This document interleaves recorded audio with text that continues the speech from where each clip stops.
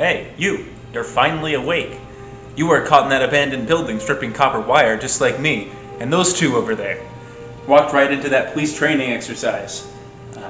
Unfortunately, we were all detained, and we gotta sit through this community service of some kind as part of our punishment.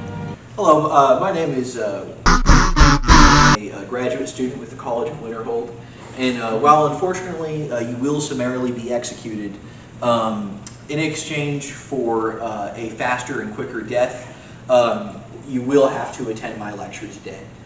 This is going to be Elder Scrolls 202, Advanced Tonal Architecture. I think I'll take the death penalty, actually.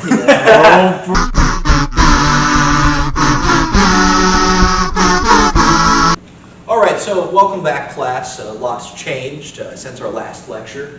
We got I graduated with my bachelor's degree from the College of Winterhold, and now I'm enrolling in graduate studies. We have a new setup that's higher tech than our previous one. Instead of scribbles on cardboard, we now have this lovely TV where we're going to have the slideshow.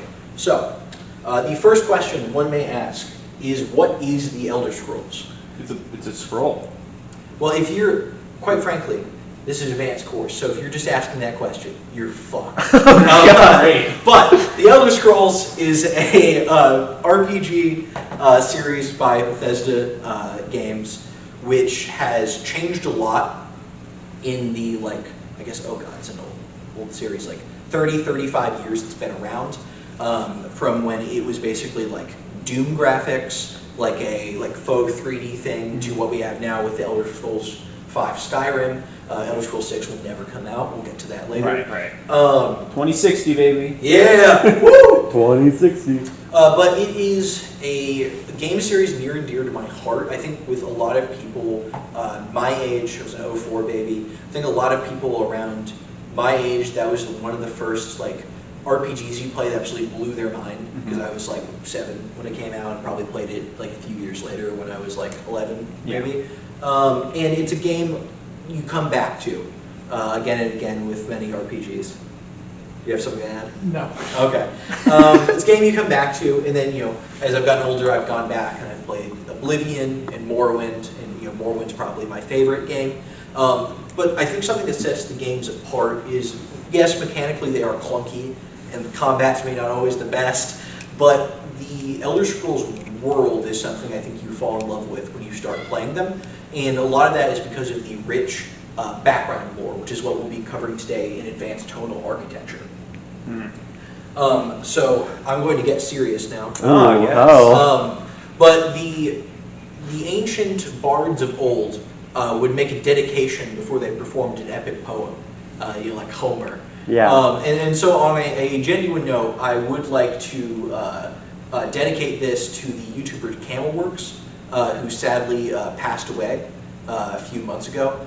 He made an amazing series, the Elder Scrolls Detectives series, which explored a lot of game lore, and YouTubers like him and others are, one of the things that kickstarts your interest into something like this. So I would say rest in peace, Camelworks, and this is in your honor, my friends. I will, as we go to the Elder Scrolls, I'm going to say that I want to give a little bit of context to the the lore writing of what happened when the series begins. For Arena and Daggerfall, there's I would say 3 distinct periods of Elder Scrolls. There is the early period, which is Arena and Daggerfall. There's the transitionary period, which is Morrowind. And you also, around that time, have spin-off games like Redguard and Battlespire that are sort of tech demos for Morrowind at that point. And then you have the more modern thing with Oblivion and now Skyrim. And so early on, Julian LeFay, who also recently passed away, R.I.P. Julian LeFay, and Ted Peterson were the people who made Arena and Daggerfall. And the series started as just a D&D module homebrew setting that people at Bethesda Games were making at the time.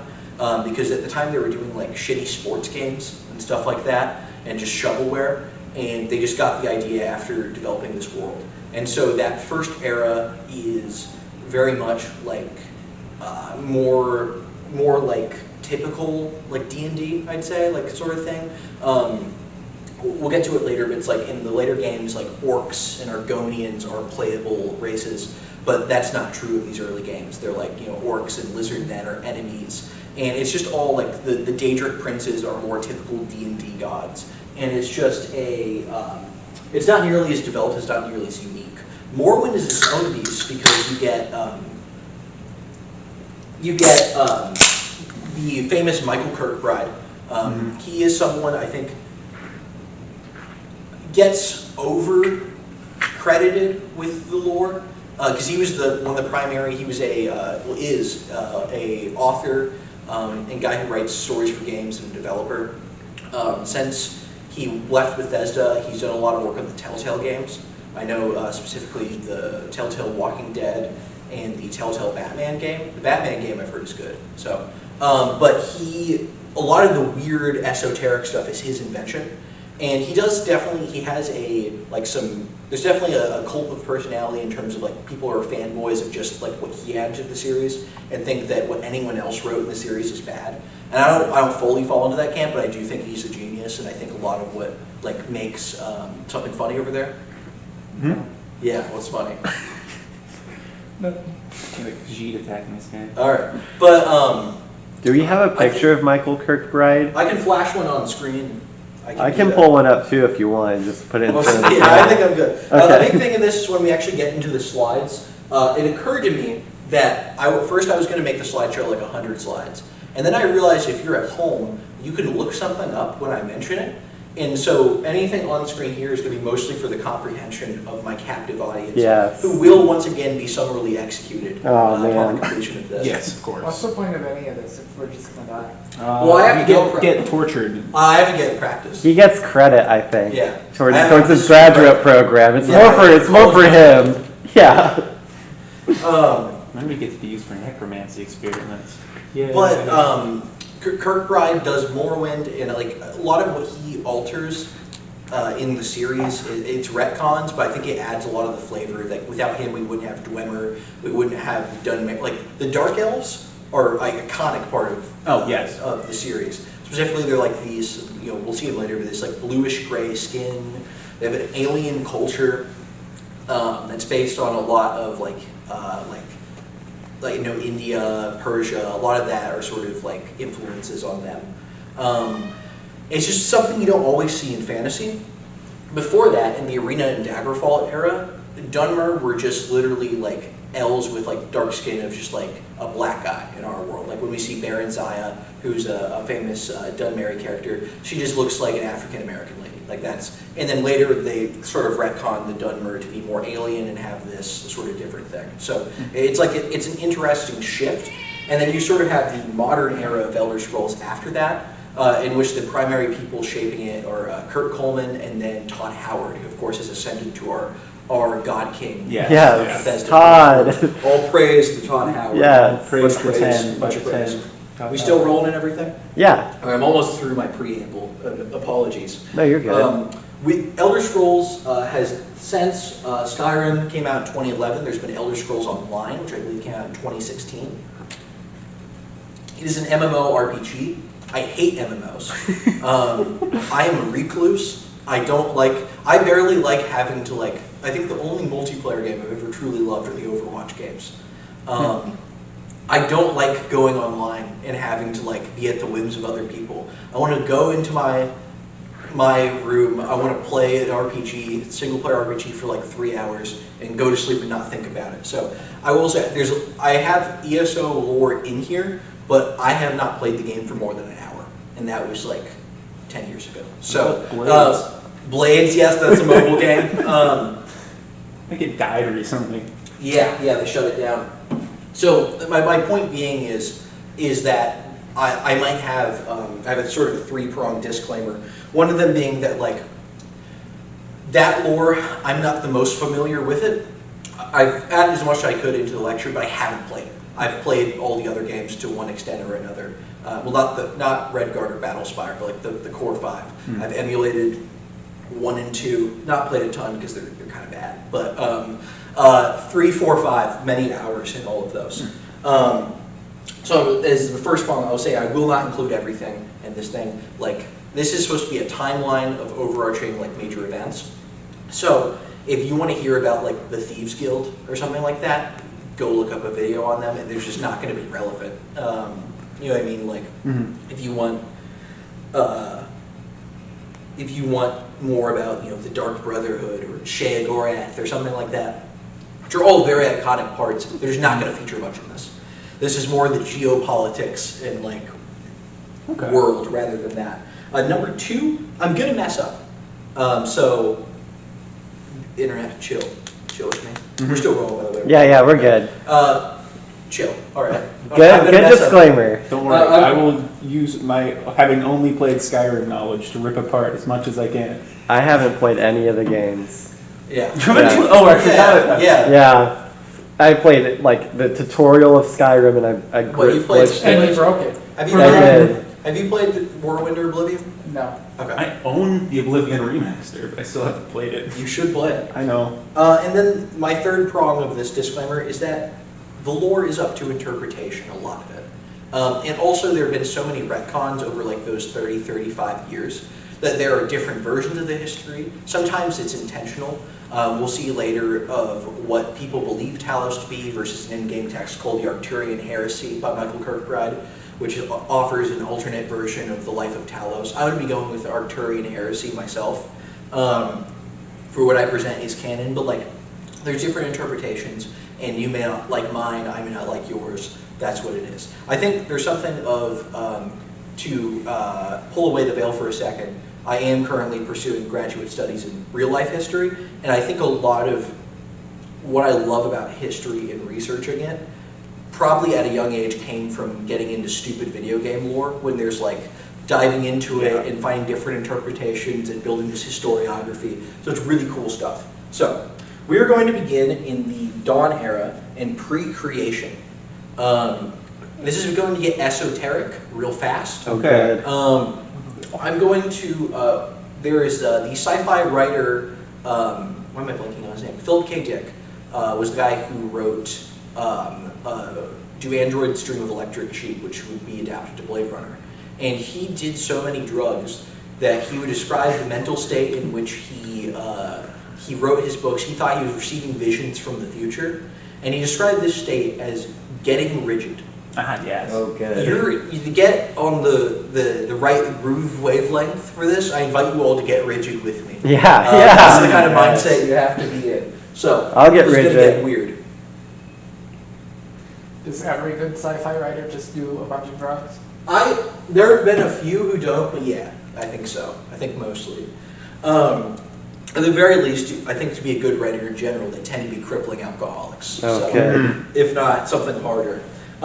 So the Elder Scrolls universe exists in what are called Kalpic cycles. It's basically the universe being destroyed and then reborn. There's an overarching idea that the Elder Scrolls is a dream. Wait. Yeah. It went back down to 30 seconds. Is it still rolling? It's still rolling, but... Okay, that's good. I think it does it. Remember, we found it did it in like 15 minutes. Oh, okay, right. But there's an idea that Elder Scrolls universe is a dream, and it's a dream of a being called the Godhead, which is this great God above all. I believe that is, to some extent, I mean, that's some real life esoteric stuff, and it's also the god Azathoth from the Lovecraft mythos is like kind of, if I'm getting it right, I'm not a Lovecraft expert, just a fan, but I believe his name, they call him the blind idiot god, and the idea of it is if he were to wake up, all of the universe would cease to exist, so they're trying to keep him sleeping, but that's sort of the idea here. And so the Kalpic cycles, universe is destroyed and reborn.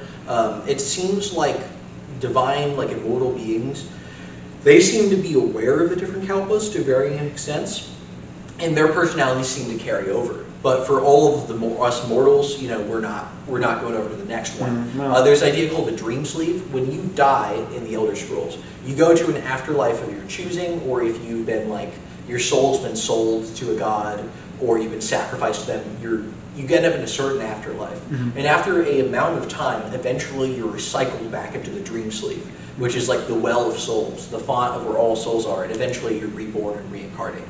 Okay. So there are afterlives, and they're not necessarily fully permanent. Interesting. Yeah. Are the cycles like, we're talking like eons in length, or are they just like... We have, I think in recorded history, we have like, I think just like from first era to fourth era, we have like, I'm going to say, I haven't added it up, but like 6,000 to 8,000 years. Okay. And then there was a lot of time before that in the Dawn era, before recorded thing. So my guess would be like, this current one has at least been like somewhere between 10 and like 30,000 years. It's been a long time. Okay, so yeah. It could be longer than that. Could this be a scenario where like, human civilization has existed for what, like 10,000, 15,000 years, depending on how you count it, when we started like agriculture. Right. But like the Earth is so many billion years old, and that, so it could be one of those deals. It could be shorter. We don't know. Okay. But yeah, eons. It's a long time. Yeah. There's also an idea that we'll get to later that maybe this Kalbic cycle has lasted longer than it should have. So maybe they are meant to be shorter. Okay. Ooh. So in addition, I'm going to talk Right. about Kim and Sharmat. Kim is spelled Chim, is the idea that, I'm also going to zero summon, but so the idea is you find out that, so there's that truth about the Godhead, right, that we're all exist in a dream. And people have all these like mythologies they believe in and belief systems, and that brings them comfort, right? And and it works. It just works. Yeah. Like you do go to the afterlife you're choosing. However, certain individuals who are learned in esoteric magic stuff may find out that they are in a dream, and that can be upsetting. And so there are sort of three responses to it. If you're a very powerful magic. Number one is Kim. That is pretty sick. You assert that you're in the dream, but it doesn't fucking matter. You're awesome. But now that you know you're in the dream, you're like fucking Neo. And so people who achieve Kim can alter reality.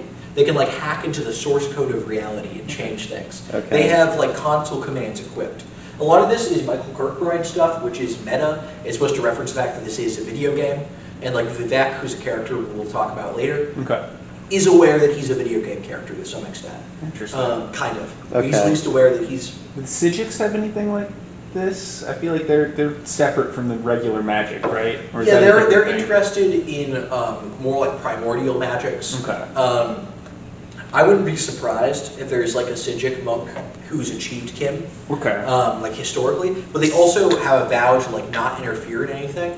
So I guess the reason, if there is one who's done it, the reason he hasn't altered reality that Just much because is... he says he's not supposed to? Yeah, so we were very lucky that none of them have, because especially we'll get to Mana Marco, King of Worms at some point. Okay. He was a Sijic, so we're glad someone like him has Okay, achieved okay. Kim. Yeah, How do you spell Kim? Chim. Okay. You could do Chim, but I've heard Kim mostly. I like Chim. And Chim sounds dumb, so. I like Chim. Another response is zero summon.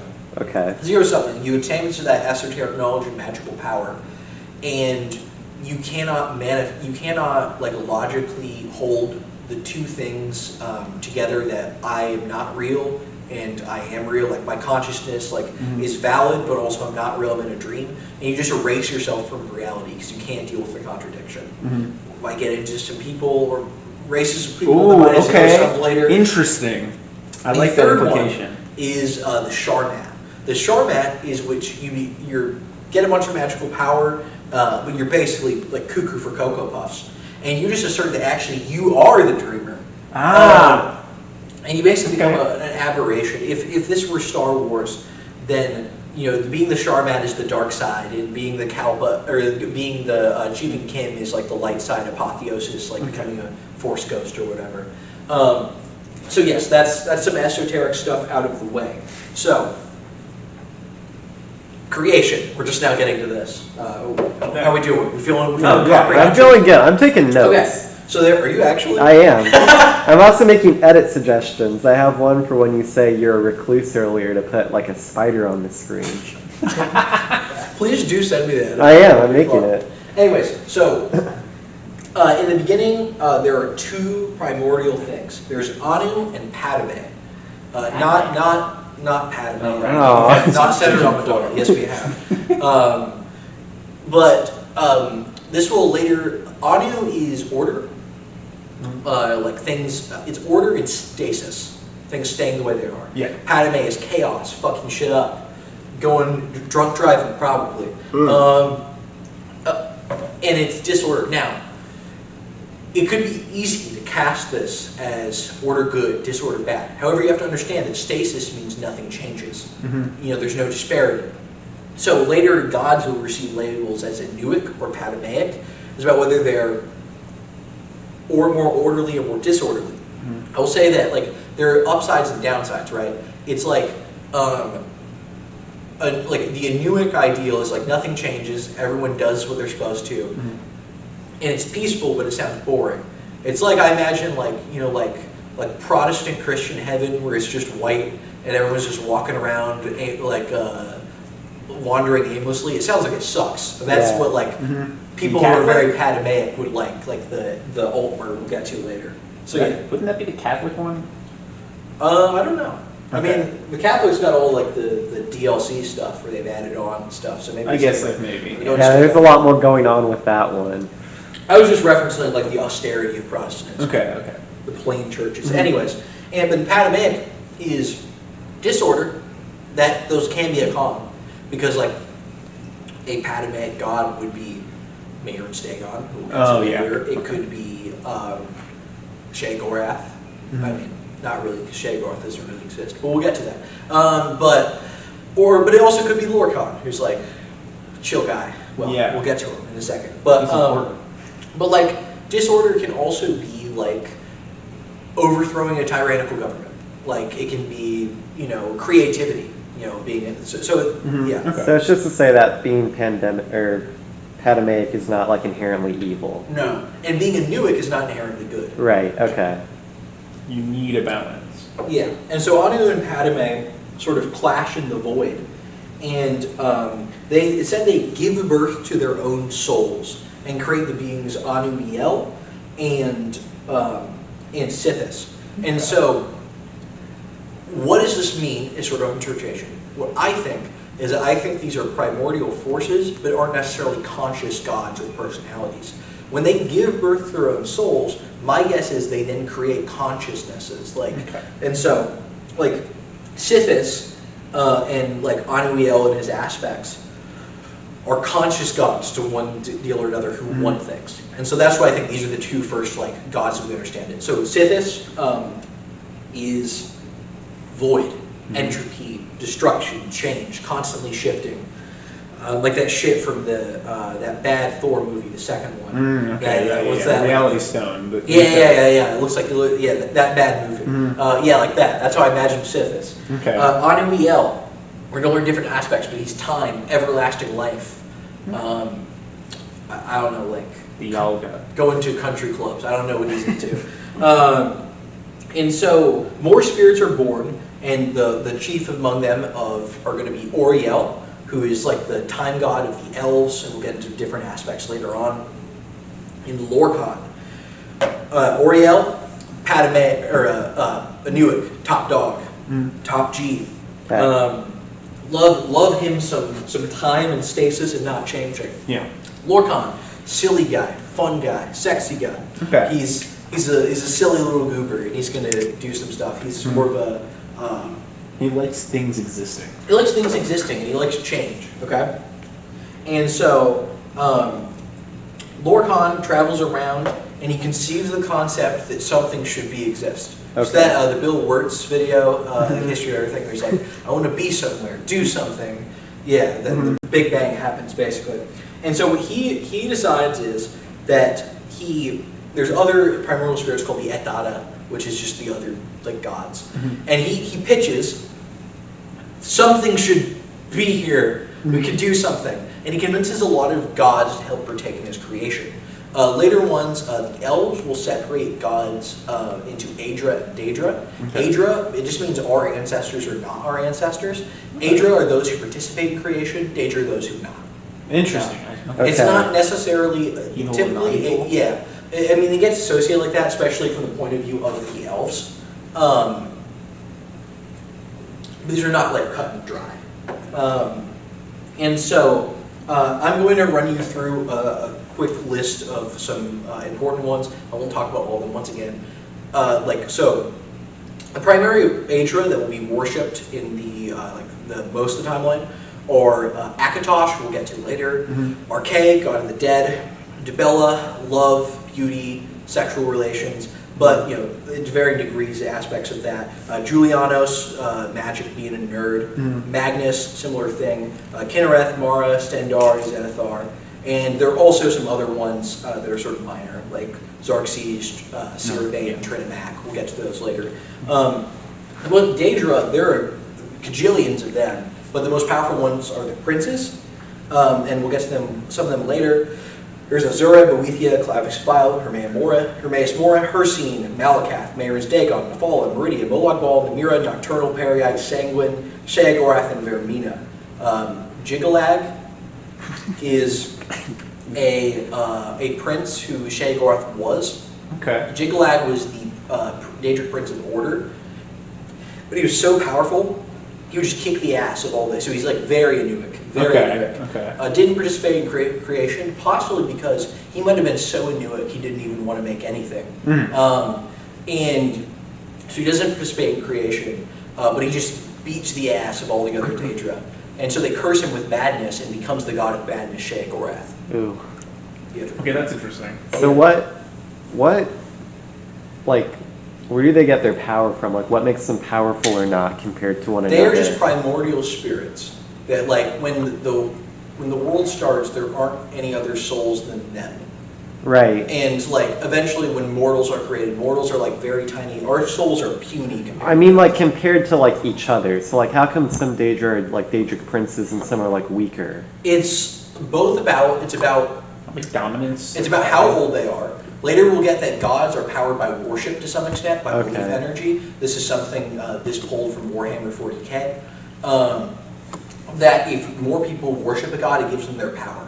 So there's worship, there's how old they are, and there's other extenuating circumstances. Like the Aedra lose some of their power by participating in creation. Okay. Right? Doesn't fully, we'll get to in a second, but yeah. And they also like, they can like fight and kill each other? Okay. Yeah, so you could sunder another god in combat. They could voluntarily give up their power somehow, like, so, but also worship and just how old they are. Okay, that makes sense. We go to. Does Stendar like fight other gods a lot? I'm just thinking about the implications of way later down the line, but Stendar, we just don't. I mean, Stendar is pretty popular for worship. We don't know a whole lot about him as a deity. Yeah. Do we know all of the Daedra and Aedra, or are they like making more with like? We know the ones that humans worship, but there's definitely more of them. Okay. And so it's very. We're talking about Kalpa. It's said that in esoteric, in the Lessons of Vivek, there's a bit that Molag Bal was the chief of a place called Lig, in the ruling in the capital of Ligma. That's true. I made that up. But of Lig. That part's true. And it is said that Lig is an adjacent place. How people have interpreted that is that Lig was a previous Kalpa. And Molag Bal was the chief god of that Kalpa. It's not adjacent. Molag Bal is the prince of vampires and domination, and we'll say bad unconsensual. Unconsensual relations. Not a chill guy, and it's thought that maybe the fact that why he's so mean in this Kalpa is because he's compensating for being usurped in a previous one. He's mad butthurt. Yeah. Since they're outside the like cycles, they can like remember stuff. And, to varying degrees. Some of them might remember less or whatever. But Molag Bal gets usurped in this previous Kalpa. And this is probably the end of the previous Kalpa, which is said that the Etata, the primordial spirits, create Mehrunes Dagon to overthrow Molag Bal. And it's interesting because, as we'll later see in the main series, Mehrunes Dagon is primarily seen as an antagonistic force. But you have to understand, Mehrunes Dagon is the Daedric prince of rebellion and usurping the status quo. Yeah, that would make sense. If the status quo is good, that really sucks. But if the status quo is bad, that's pretty good. Then he's just he's just always against. Mehrunes Dagon is the dog chasing the car. He never Okay. knows what would happen if he actually caught it. That's what he's trying to do. He's the Joker, baby. Like that's what Veterans Day goes. I said it's serious. Yeah. And so what happens is the Aedra create 12 worlds of creation. I have this nice diagram. When you look up in the night sky in Elder Scrolls, when you see planets and moons, those are like other planes of existence and also physical manifestations of the gods. Okay. The first or second Empire, man, I'll have to check my notes, had a space program where they would ride on sunbirds to go to these other places because they had imperial, basically, aeronauts. What? Yeah, and so theoretically, you could fly to these places. Okay. And there's a spin-off Michael Kirkbride wrote after, it's non-canon, after his time at Bethesda, where it's in the 6th era, and there are Dunmer living colonies on one of the moons. Interesting. And they can breathe there? Don't think about it. Okay. That's one of the official stance of this is don't think about it. Okay. And so many of these Aedra who participate in this creation die or lose their power. And so these like planets where physical manifestations are like power that's been invested in maintaining the world itself. Okay. And so the Aedra are seen as less powerful than Daedra, but it's sort of a misconception because, like, let's take a random Daedra. Clavicus Vile, he's god of deal making, right? If you invoke him, he can show up like personally and talk to you, and he can give you stuff. Oh, hell yeah. Or he can, like, Trick fuck you over and yeah. trick you. And he's like a personal god, right? Kinnereth, goddess of nature. The Aedra react more, or they interact with humans directly much more seldomly, but like indirectly, like Kinnereth is nature. She is the weather. She is, like aspects of physical reality. So it's sort of a misconception to say that one's more powerful than the other. It's just a matter of perception. Because how much magic does it take to hold the universe together? Yeah. Yeah. Think about like the energy contained in the bond of an atom or something like that. Like that is part what of the that. Aedra are. Yeah. Okay. And so so what gets created in Mundus is diagrammed out as this wheel. We have Nirn, which is like The actual Nirn is the planet. We have these other celestial bodies around it that represent the gods, and this is all within the plane of Mundus, which is like a dimension. There are other dimensions called planes of oblivion. We have here. Those are like other like dimensions. Like think about like Nether Portal Minecraft. Okay. You're in Mundus, and then you go through a portal, and then you're in, Oblivion. you're in a plane of oblivion. Yeah. Okay. So, many after they realize that their power is being drained, and so Lorcan, who I haven't talked about a lot, he's seen as a trickster. This is seen as a betrayal by a lot of cultures that he conned them into doing this. Lorcan believes in change and development, and so I think he was floating around the void and thought this was pointless. And so he wanted to create something. And so one of the most Padmeic. one of the most Padmeic. And we'll get into more about who lecture. Are we still rolling, by the way? Yeah, we're good. Okay. I'll periodically ask to check that. No, it's good. When it's revealed that the power is being drained, many of them decide they flee, and as they do, they rip holes in reality. Okay. And so, primarily among them are Magnus and the Magna Gi, who are his like cronies. And those holes are called the sun and stars. Whoa. And so when you see that, that is not like that's like a hole in the skybox of the world. Okay. Like, and outside of it, it's punctured a hole. Outside of our plane of existence is Aetherius, which is like the spiritual realm. Yeah. And so magic comes down from the sun, Interesting. like radiation. Huh. So that's what that is. Now others of them decide that they're going to actually participate in the No Longer Serious. That or I just tuned in. But some of them instead decide that they're cool with this. And they become what's known as the Elnathae, or the Earth Bones, which they basically become like just like immortals. Okay. And as they go settle in Nirn and they have kids, they reproduce. More and more, the longer it goes on, they become mortal, like their offspring, because they have less and less bits of that power. It's like you asked earlier about why gods are so powerful. It's that they're old, and also they're like a big chunk of power. Yeah, they come from like the primordial soup, and the longer it goes on, the less they have. So theoretically, it's like one of those Elnifet could have originally been a very, very powerful god, but he put some of his power into maintaining Mundus, and then he kept reproducing, which would siphons off some of the power. So yeah, so Oriel creates the first kingdom of the old Elnifet, who are distinct from the wandering Elnifet. The old Elnifet, Anuic. They love finely trimmed hedges and picket fences. Lovely. And so they established kingdoms on a place called Almeris, which is a continent. I'm going to go to the next slide. This is the history of our current Kalpa. Yeah. Okay. The history of our current Kalpa. They create kingdoms on Almeris and Aldemora, later to be renamed Atmora. And wait, the elves come from Atmora? There were some there. Okay. And there were the wandering Elnifet, who are very Patamaic, Lorkhan's #1 shooters. Okay. And they also settled on the world. It's said that the wandering Elnifet started in Tamriel and maybe other places, and eventually a war breaks out. There's the old, like I said, old Elnifet versus wandering Elnifet. Some of those old Elnifet include Trinimac, Finaster, and Cerebane, who I said before.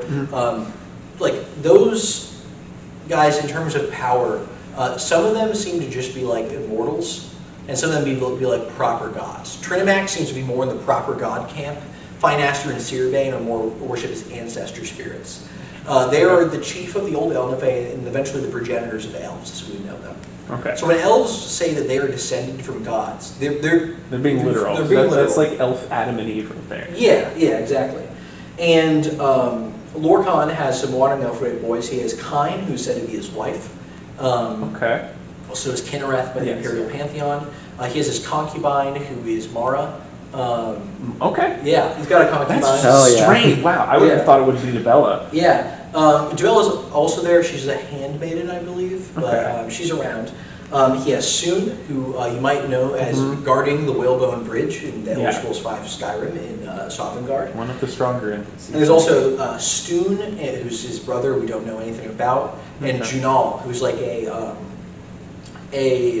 Atmoran version of the god of magic. They're, as opposed to Magnus, who's another god of magic, who's lord to the and not Julianus? He is Julianus, but the yeah. Later we'll get changed. So you have to understand, every culture has their own theology. Yeah. And we'll interpret it later. But worship gives gods power, and also worship can shape gods. Okay. So if more Atmorans are worshiping him, maybe he is more like what they think of. Okay. Versus if, But their theology is like they don't really know what's going on completely, because then they would like zero sum or like Sharma or like Yeah, exactly. They would. And so the war ends, and sadly our boy Lorkhan does lose. No. He gets his heart ripped out, and Oriel puts it in his bow, loads it, and shoots it into the sea. And where certainly no one will ever find that. No one will ever find it, and it's not going to be a problem. Repeatedly, it's not. Obviously. Don't worry about it. Don't worry about it. However, that heart is still beating, and it pumps molten lava from it, and that is ebony ore. That is the blood of and like flesh of Lorkhan. Interesting. I didn't know that. And so in the sea, a volcano forms around it. That'll be Red Mountain, which we'll talk about in a bit. And so all of Nurem was initially one mega continent, and this war caused them to split. We'll get to them in a second. The lands will have our core. We'll get to the map in a second. We'll have the core continent of Tamriel is at Moorish in the north. The old Elnifet kingdom, Aldmeris, it's gone. Great. And the Wandering or LFA set up shop in there. Okay. So that'll later be renamed to Atmora. There's a lot of very petty naming things around here. Like there's the Merethic era, which is later renamed the Mythic era, because Mer is the suffix that means elves. Yeah. So it's the era of the elves, then later humans rename it the Mythic to expunge the elven element. Fuck with Elmore, that's And why. so the old Eldafe retreat to Almaris, which is sort of, from what we understand, west and a little bit south of Tamriel. Okay. It's not on any maps because it will later be sundered. There's a lot of continents that are going to be sundered. Yes. And they eventually become the elves, the Aldmer. Any elven name for an elven race is a prefix, and then mer. Mer means elf.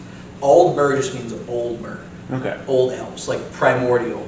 And there are Aldmer that you can interact with in some of the games, right? No. No? Oh, No. Okay.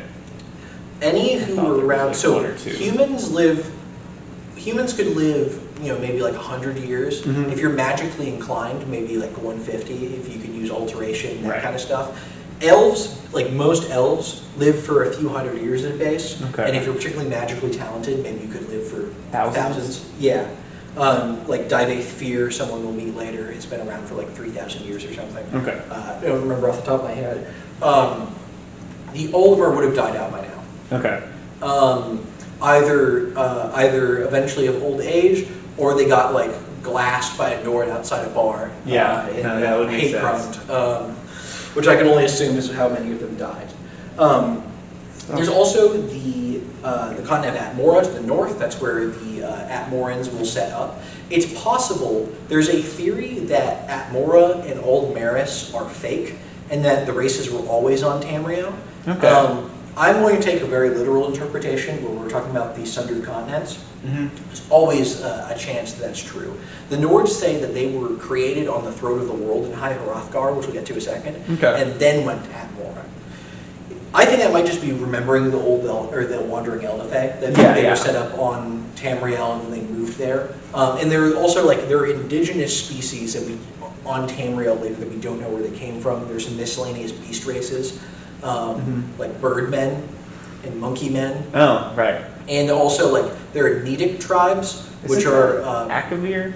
we'll get there in one second, Okay. which are like primordial human groups who maybe are from an earlier migration from Atmora, Okay. or they could be descended from old Eldafe who just never went to Atmora. Yeah. So is it like the Elmafe become different things? So Yeah. they become the elves, but they also become the Nords? The and, like, Newick stuff? ones become the elves. The Okay. Patamaic ones, the ones who rep our boy Lord The Khan. people. Oh, Humans. okay. Yeah. Interesting. Imperials. There's the also, Lords, the to Bretons. the east, there is Akavir. We'll get to it later when it becomes relevant. But if Tamriel is Western fantasy, we got Vikings, we got Rome, elves, orcs, dwarves, all this kind of stuff. Akavir is supposed to be influenced by Eastern cultures. Okay. All of them there said there used to be men of Akavir. We'll get to that later. But it seems like the Akavir, are we still rolling? Good? Yeah, we're good. Okay, just let me know every once in a while. Yeah. But the Akaviri, all their names sound like Japanese or Chinese or something like that. We have Tiger Men, Snake Men. It's Kung Fu Panda. Oh, okay, yeah. That's you need to visualize it. It's Kung Fu Panda. Got it, okay. It's all canon to Kung Fu Panda. And Poe's so, canon and the Elder Scrolls also, universe. there is the continent of Yakuta in the west. Okay. It's going to be remember on the this. map I show in a second. I will note the map I have is not a canon map. The Tamriel part of it is, but Right. they speculate where Yakuta is, and so they Okay. draw it on the map.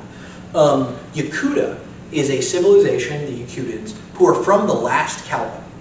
And when the Kalpa's ending, whatever that looks like, the wizards there are able to use time magic to fast forward in time and send an entire continent to the future of the next Kalpa. Surely nothing will happen because of that. Yeah. Unfortunately, they were locked in a heated battle with the Sinistral Elves, who are their enemies. So, a continent, there's, Nirn, Tamriel's happening, and then all of a sudden, boop, into existence, there is a continent that is full of a race war going on between the Yakutans and the Lovely. Elves. The Yakutans are really cool aesthetically. They are influenced by North Africa and like some more sub-Saharan African cultures, but they are later they'll be known as the Red Guards. Where they're a warrior culture influenced by North Africa. Can I ask questions about the Yakutians right now, or should Yeah, I of do course. that later? So, did they time travel to this Kalpa cycle because they knew about the Kalpa cycles? Unclear.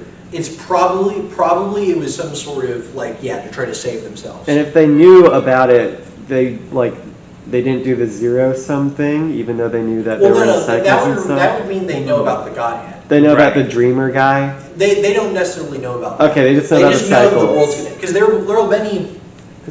There are people who know about Kalpa cycles Right, in the right. world I mean, that aren't aware of the Esbern larger is, esoteric. right? Okay, I see. And Also, then even if At least someone told you, Parthenax knows. also if someone told you about the Godhead thing, it's not just you hear about that and you either become a god or you Right. some. It's more about also becoming learned in magic and all of this. yeah, you gotta be esoteric strong enough and Yeah. stuff, right?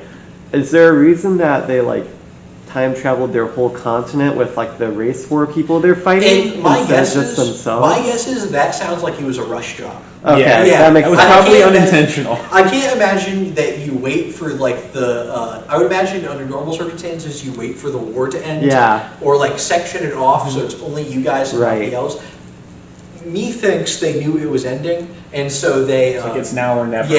So they send them all over there. The elves that are now in the continent with them, they're all dead. Oh yeah. All of them are Got dead. it. They got them. Okay, they You can succeeded. point that if someone is keeping track, that is that's the one first- genocide. Yeah, that is Okay. one fantasy race that's been completely wiped out. I will say the official stance of the Squill's Ideas Incorporated is that discriminating against your fellow man for any basis whatsoever is not cool. Yes, However, sure. elves are not human and thus Oh. are not subject to the same rights and laws. So.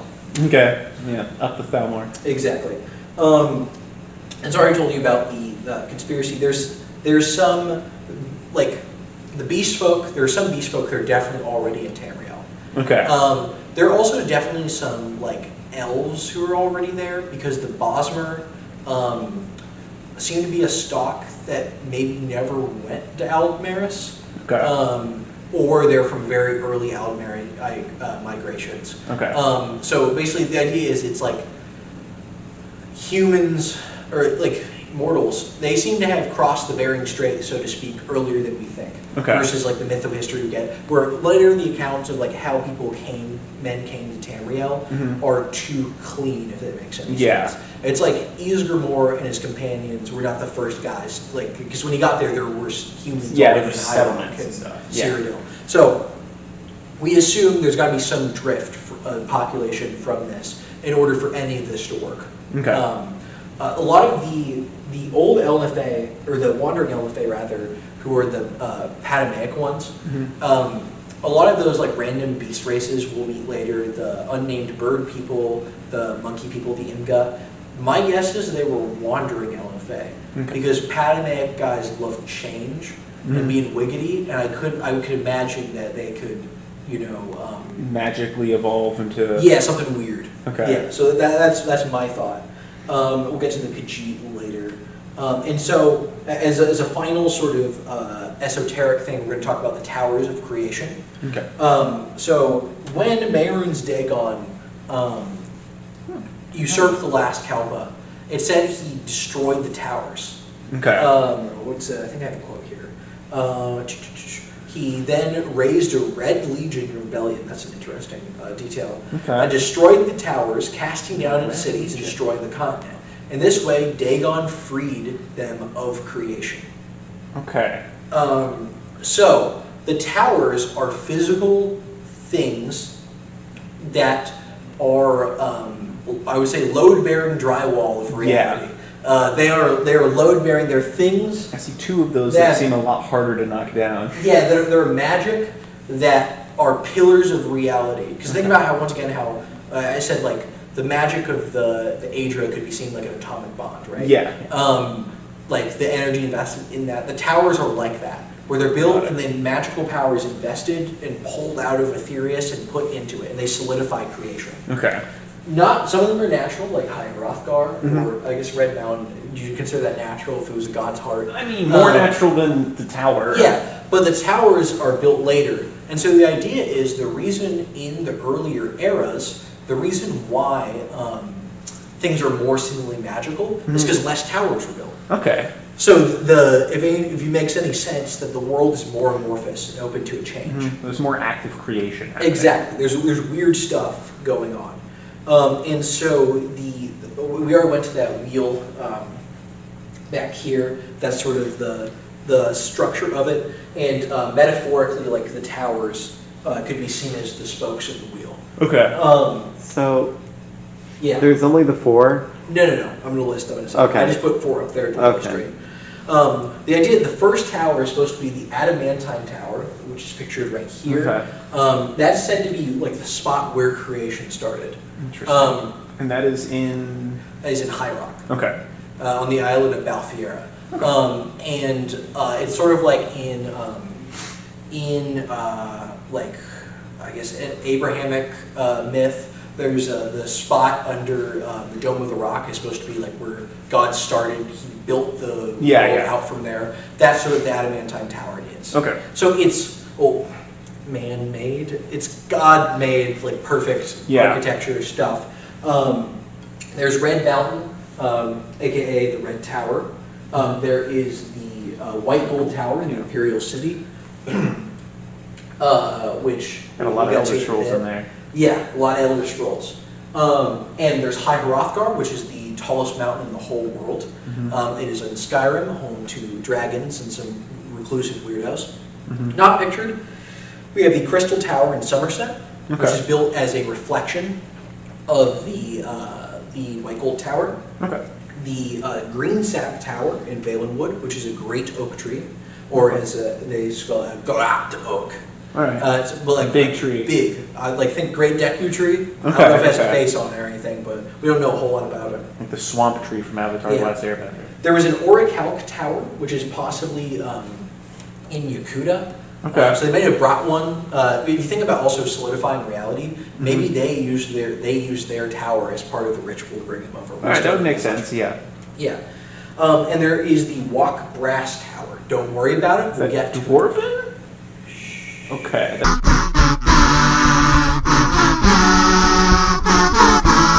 All right, we've resumed from our short intermission.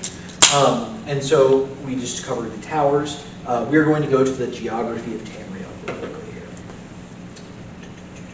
Okay, so good thing I brought a pointer wow. Yeah. today. This lightsaber I looted from the Jedi Temple Oh, good. after the failed Jedi rebellion. And so I'm going to point out a few geography notes right here. Okay, fine. That's my bad. Okay, A few dim the geography lights. notes right here, where the Nord Star is up here in Atmora.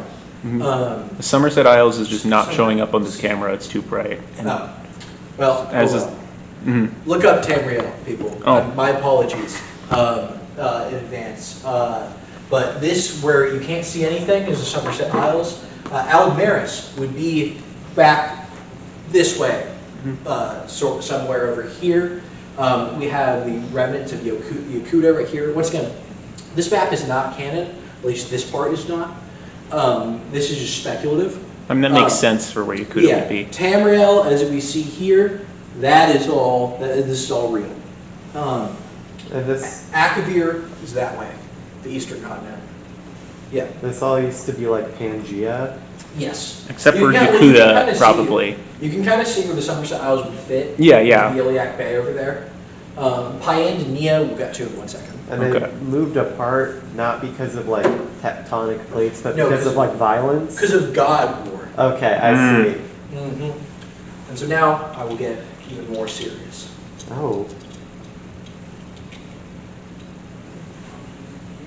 Oh no. Another pair. Elder Scrolls. Another pair. No, not really. Oh. All right. So maybe when I read from the Elder Scrolls later, I'll have to do that. As I said, at some point the Aldmer lose Aldmeris. Like they lose it. Okay. I don't know what that means. It's gone. It's gone.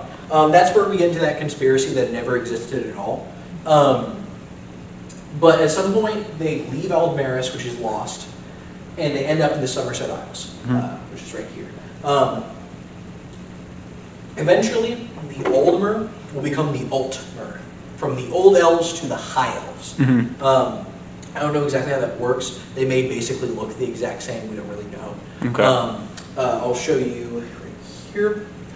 We have on our left, we have a High Elf pictured. Right. Sort of that like yellowy bronze sort of skin, depends from depiction to depiction. And over here we have the Maomer from Elder Scrolls Online, or the Sea Elves. At some point on Somerset Isle, there is a rebellion where King Organum, who's a seafaring elf, gets exiled from the kingdom, and he sets up shop on Pyandonia, which we saw. Okay, so those are here. the sea elves. Yeah, so those are the Sea Elves. And at some point they adapt to their environment, and they sort of become a little bit more pale. It says they have like some have like webbed hands or feet. They have gills. I think in some depictions they do. Okay. And they are just there for the rest of the games. All right. And because they weren't introduced until ESO, the question becomes, what the fuck were they doing during 3rd and 4th era? Isn't there like a big ass storm or something? Yeah, so there's a storm that kind of separates Pyandonia from the rest of The world? yeah, it's like a permanent storm. They're essentially just like retconned in. Yes. Like at the last minute. They're There's just like, there's Sea Elves. a mention of them in an in-game book called The Wolf Queen. Okay. Which is in Skyrim. Yeah. I've read that one. How it might be in Oblivion too, but definitely Skyrim. And there's a mention of the Sea Elves, but it's not made distinct that this is what they are. Right, it could just be elves that live in the sea. Yeah, it said King Organum is basically like a rebel elf king who allies himself with the Wolf Queen. Like he leads his fleet. It's not like ironed out. And so it's really like in And that's Star a really Wars where one random background character gets expanded. Yeah. into, Ben Quadranero. Yeah, It's exactly. a global. He's a glub shitto. It's a Yeah. shit out. So one of these, after there's that conflict, they're exiled to Pyandonia. It will later just be a fucking problem every once in a while. These days, in the 4th era, we don't hear from the Sea Elves that much. What happened to him, I don't know. King Organum is supposed to be immortal. Okay. I wonder if, the change, it's not specified, was a pact with some sort of Daedric prince. Yeah. They're changing, I don't know, maybe, Hermaeus Mora. Yeah, that would kind make of sense. Lovecraftian. And he has been known to grant immortality to people. Yeah, so something's going on with them. We don't really know. But Topol the pilot is an Aldmeri explorer. And he goes and he is looking for Aldmeris. Is your continent running? Well, you better go catch it. I don't know. I still don't know how they lost that. Yeah. It just wandered off. But he sails around here. He sails around this southern sea down here through Lower Valenwood. As you can see, Valenwood in the Somerset Isles are Very close. So if there were elves already living here, it makes sense because look, there's like a few stepstone islands. You could very easily get there. Yeah. You can coast jump. And at Mora, up in the Sea of Ghost, you can coast jump pretty good there too. I've seen a few speculative maps of Atmora. It should be very close. You must also remember Solstheim was over here attached to the continent before it got broken off. So that would probably combined with that with ice, you could bearing straight your way from Atmora. Yeah. So that's probably what happened there. But Topol the pilot goes from the Somerset Isles. He sails down around this, and he goes from the Topol Inland Sea and goes up the River Nibelheim. And he finds this area right here, which will later be the Imperial City. People live there. Currently, at that time, are unorganized beast folk who don't have language. They look like birds. And they trade him this land, this island, in exchange for him teaching them how language works. Okay. How did he communicate with them to buy the island? Dancing. Gesturing. Okay. So you ever, had to go Just clink some gold in front of their face. talking to someone you don't share a language and you got to go through a transaction through grunts and points. Oh, okay. Yeah. I guess that makes and sense. so it's like, is that a fair trade? Maybe. But those bird folk ain't around, so. Yeah. I don't know. That genocide number 2. Yeah, and so we get some elven expansion. That will become So- a theme. The people who set up here in Cyrodiil are later known as the Aelids, or the Wild Elves. They are nominally vassals of by the way, they have kings. Okay. The most senior bloodlines. The Ulmer, I'll give a little just random disclaimer on them. The High Elves, very Inuic, obsessed with being descended from the gods. Their bloodline, they want it to be pure. It said at one point in the Pocket Guide to the Empire, I don't know how true this is because it's very early lore that may have been reckoned, but they say that like 9 out of every 10 out-married children are killed at birth for not being pure enough, just playing the rape tricks. Damn. But regardless, extreme eugenics. Yeah. Hard caste system. It's rough there in the Somerset Isles. And they're obsessed with perfection. And so later, they'll become threatened by men because men reproduce faster. And so there's sort of like a 3-pronged thing here, which is they live longer, so they're less prone to reproduce to replace their population. And also there's more resources invested in each one of them. But also if they're doing the eugenics thing, they could be killing their like possible population growth. Yeah. So that's maybe why there aren't many high elves versus like Valen Wood. Like wood elves are said to be very populous. There were a lot of Aelids, that sort of thing. Okay. Some, namely Clan Durrani, go up to High Rock, and they end up finding the Adamantine Tower right here in Valfiera. And they are Clan Durrani, who are an Aldmer group, and they will be there for a very, very long time. Unfortunately, also in High Rock are some needs. Needs are those proto-humans I said before. Yeah. They're hanging around, banging rocks together, whatever it is that proto-humans do. Yeah. And the Durrani show up and they're like, this seems like free real estate, brother. And so they enslave the native population. And they build a caste system with them at the top and the needs at the bottom. They also begin interbreeding with the needs. Okay. And this creates the Bretons, who are Manmer, the half elf, half human. It's at this point I'll note how interracial genetics works in Elder Scrolls. Is that if two species have a child or two races, it will take the offspring will have the race of the mother. Okay. But they will retain some traits of the father. Okay. So if you had a high elf, in this case, high elf dad, and then a human slave woman, they would be human, but with the traits, some traits of an elf. The elf, more pointed ears. I think a little bit more magical resistance. Typically, and much more magically attuned. And what you can see is over a long time, a human with Altmer traits marries an Altmer with human traits, marries, and eventually you get this, you get the Breton race. But that happens over thousands of years, basically. Okay.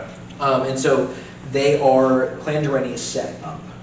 Aelids are flourishing in Cyrodiil. Cyrodiil at this point is a jungle. Okay. And it's interesting because the Aelids have a very interesting aesthetic. They're said to have they wear feathers in their hair, which is possibly something they adopted for that beast race. Yeah. 1 second, let's double check what the next slide is.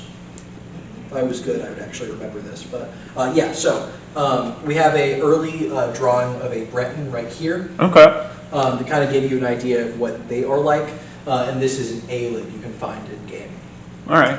In Elder Scrolls Online, which I had in And more than 10 minutes. What are the Aelids? They are high elves who started living in Cyrodiil. Which Okay, became so the they're Empire. Okay, there in a bit. So yeah. So the elves basically went. They were in the Somerset Isles. They went. The fish ones live in Pyanedia.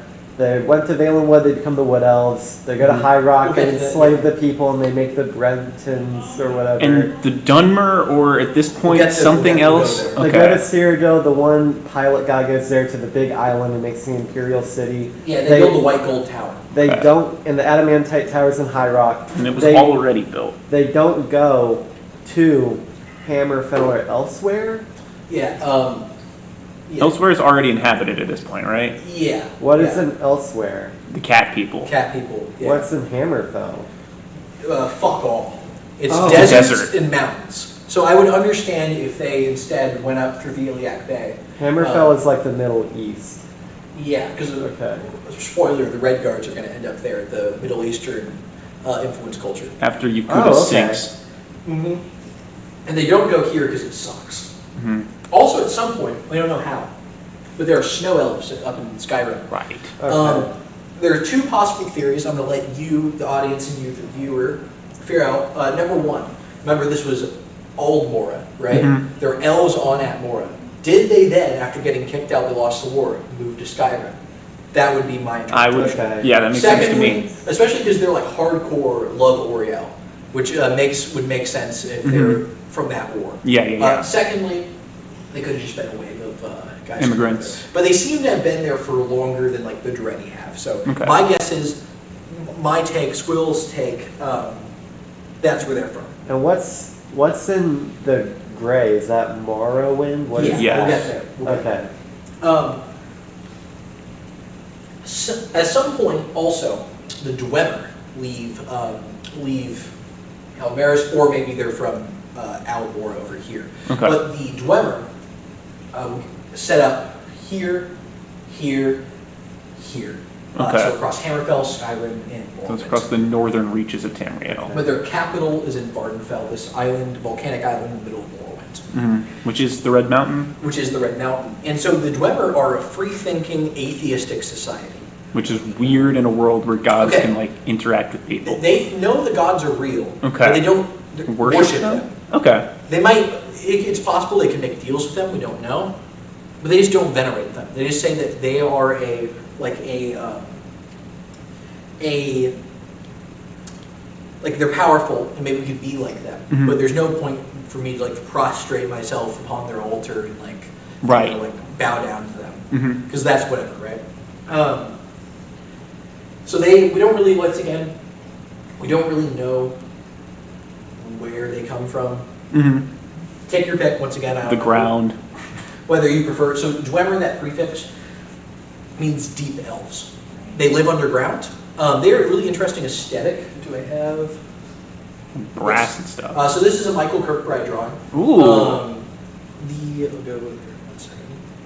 Yeah. So they have a really interesting aesthetic. Yeah, it's sort of ancient Persia is, I think, the primary one. That's Mhm. kind of what they got going on there. And everything is gold. They create advanced metals. They practice something called tonal architecture.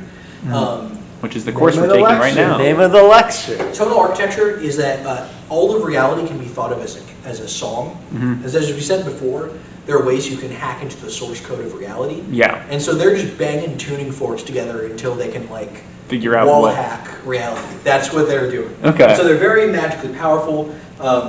They build automatons and they're very mechanically adept. And then another group, which let's see, are the Chimer, or these guys. Right. Yes. Just kind of golden. They're gold elves. They're just kind of golden.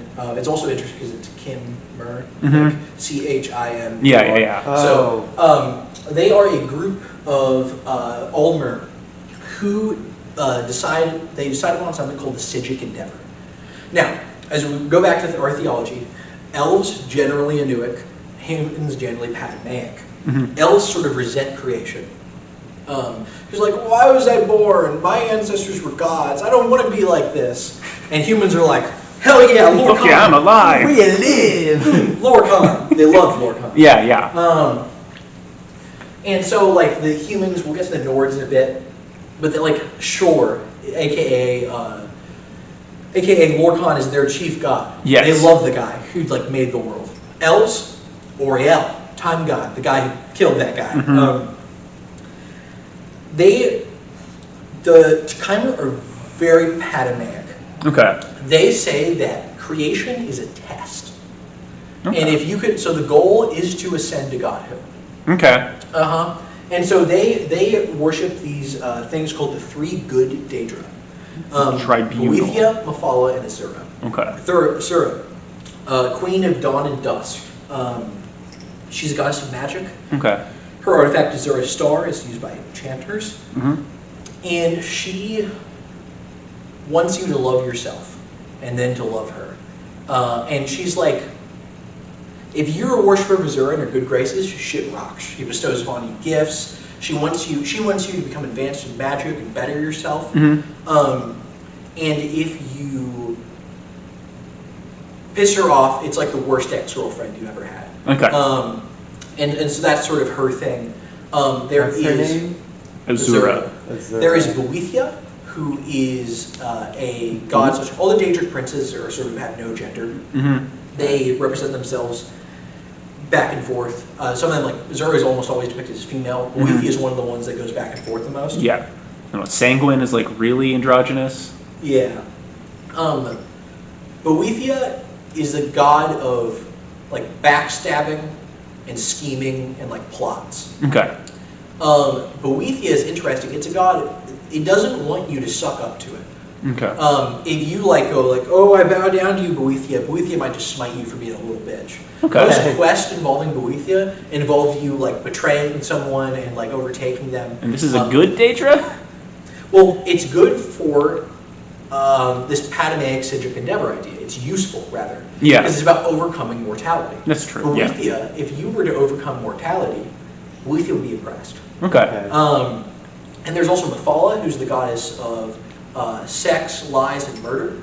Okay. I would say Also good? The Lies, first murder? one more than the latter two. Well, Yeah. if you think about it, like this was interesting, by the way. The distinction between Mephala and Boethia. Mm-hmm. It's sort of like Gork and Mork and Warhammer 40k, the Orc gods. Mm-hmm. One will hit you while you're looking, the other will hit you while you're not looking. Okay. Boethia, being a god of betrayal, is like climactically stabs you in the gut, or like Scar tosses his brother off. Yeah. Like that's what Boethia is about. Mephala is like your wife poisons your coffee and you die of a mysterious thing. That's what Mephala is all about. Okay. And she's a goddess of lies and treachery and deceit and It's a trickster androgyny. Mephala, yeah, she's like the spider is her whole thing. Okay. So these are all varying degrees of good, quote unquote, but they are useful, once I said, for the Sigic endeavor. And so the Chimer kind of become like they're controversial in the Somerset Isles. Yeah. And so they decide to leave, led by the Daedra and the prophet Beloth. And as they're about to leave, Trinimac, one of those ancestor spirits who's still around, like a god, tries to stop them. And what happens is he's getting ready to fight Boethia. Mephala stabs him in the back, and then Boethia murks him. Okay. And then Boethia eats him Oh. Okay. and shits him out. Okay. And that dung that she shits out becomes the Daedric prince Malakath, the god of the orcs. And then his followers rub that excrement on themselves and they become orcs. Okay. So how literal is that? Man, I don't know. But So the Orismer are from Vardenfell? no, No, they're this from is Somerset still? Yeah. Okay. So this is an orc. They are what you think they are. But what's interesting is they are elven in origin. Yeah, because of the myrrh in there. And they become the pariah folk. Trinimac is corrupted into Malakath, and they basically live in sort of tribal groups. They have a really interesting culture. It's like the chief is a dad, and then he has a bunch of wives, and eventually one of his sons from one of those wives has to kill him in order to claim. In order to become the new chief, and they trade daughters with other clans to manage inbreeding, and so they're very interesting. Great smiths, great soldiers, all the orc things you would expect. Yeah. Wait. Yeah. So why did Trinomath want to stop the three good Daedra? Because they're harsh at everybody's mellow. Okay. Everyone is picket fences, eugenics, You're right. hanging out, worshiping Oriel. These guys are like, we need to transcend mortality and become gods. That is sacrilegious. Okay, so Trinomath is like super like ordered. Trinimac, yeah. Yeah, okay. And when he gets shit out and becomes Malakath, he's like doesn't cure it. He's just like an orc guy now. He is, he's the god of the spurned and the god of like the outcasts. Okay, that makes sense. And so it's interesting is he comes to represent orcs, but also some name other people will worship him. Okay. And he's like the protector of the outcast. So there's like he's a warrior god of orcs, but he also has that aspect to him. What's interesting is there are also goblins on Tamriel, like as a race, and those don't seem to be related to orcs. But it's interesting that Boethia could have cursed them to look like big versions of the goblins as like a. Oh, okay. I So that's see. probably because later, sometimes, much like in Tolkien, the terms orc and goblin will be used sort of interchangeably, and it's possible that's where it comes from.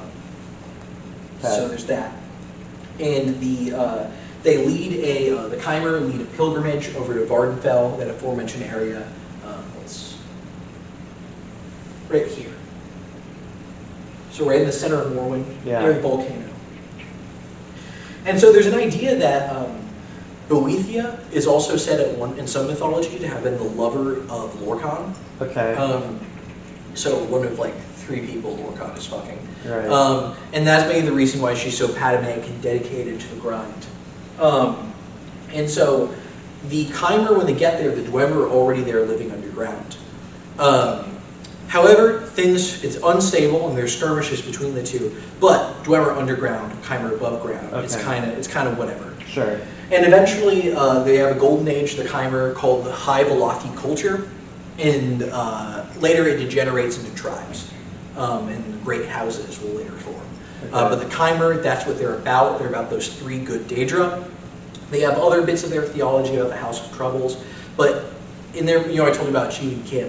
That would be the highest. That would be the goal of anyone who's a true follower of the good Daedra. Okay, they want to get the chin. Mm-hmm. Okay.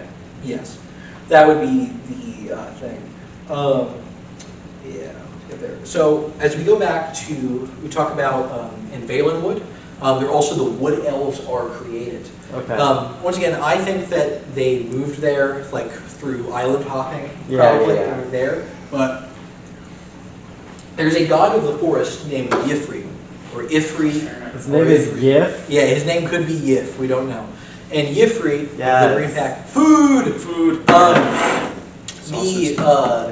The Bosmer there, are elves, high elves probably, who form a pact, end up forming a pact with Ifri or Yefri or Jeffrey, whatever we want to call him. Yif. There will be Yifs to be had coming up with these cat people. But they form a pact with this forest god called the Green Pact, which is, there's 2 prongs to it. Number 1, they become reverse vegans. What that means is they can only eat meat and they can't do anything that harms the forest. If they want to build anything out of wood, they got to import it. Or they often live in houses where they use magic to convince the trees to grow how they want them to form a house. Okay. And if they kill something, they have to eat it. Okay. Bosmer, before going into battle, if they know they're going to have to battle, they will starve themselves for days. Because if they kill someone, because they have respect for life, they have to eat them. And Bosmer is what They else? will eat. Yeah, people. what else? It's also an interesting case of sexual dimorphism, where the women are taller than the men. So if you're into that sort of thing, that's there. You can be a Bosmer. Amazonian woman. Yeah, their average height, and the men are all like 5 feet tall. And so that's their deal. They also have an ability called the Wild Hunt, which will come up later, where they can turn into like a fucked up monster, but they will never be able to come back. Oh, Okay. they can't transform. And it's said that some populations of monsters are the result of previous wild hunts Okay. that were like they just, I guess, fucked off into the woods. But that's like a breaking case of emergency. And this sort is of thing. nothing to do with werewolves. No. Okay. No, that is her. This is, Okay. they can only wild Check that hunt. we're still rolling. We should be. Sorry. No, it's, oh wait, I can just do this, can't I? Oh wait, never mind. It would have to be, we can just do this, can't we? So we're, yeah, there you go. Let's go. Yeah. You can only wild hunt because of the pact agreement with with Yifri? Yeah. Okay, cool. So that's sort of the deal there. So also there are the Khajiit. The Khajiit, of course, are. Oh, I thought that was wild hunt. Is that wild hunt or is That's that a Khajiit. Okay. We have a Khajiit friend sitting back there behind the camera. The Khajiit, there's a population of elves in. Let's go back. Okay, so what else, right? Yeah. Elsewhere, right here. Khajiit. They're probably, my guess is, it's the same population of elves that would be the Bosmer, like that would be progenitors to Bosmer before the Green Pact. So they're, let's just say, like wild elves, intellectually distinct from the Aelids. They're elves just here, okay, in southern Tamriel. Okay. Just give me that much. Okay. So these elves are there, and they meet with Azura that Daedric Prince mentioned before, and she asked them if they would like to become the most beautiful race to exist. Okay. And they say yeah, and she makes them the Khajiit. Does that mean Azura is a furry? Yes. Yes. And so the Khajiit are humanoid cats. Well, some of them are humanoid. Depending on the phase of the moon when they're born, they are different breeds or stocks. Most humanoid, there are several that are bipedal.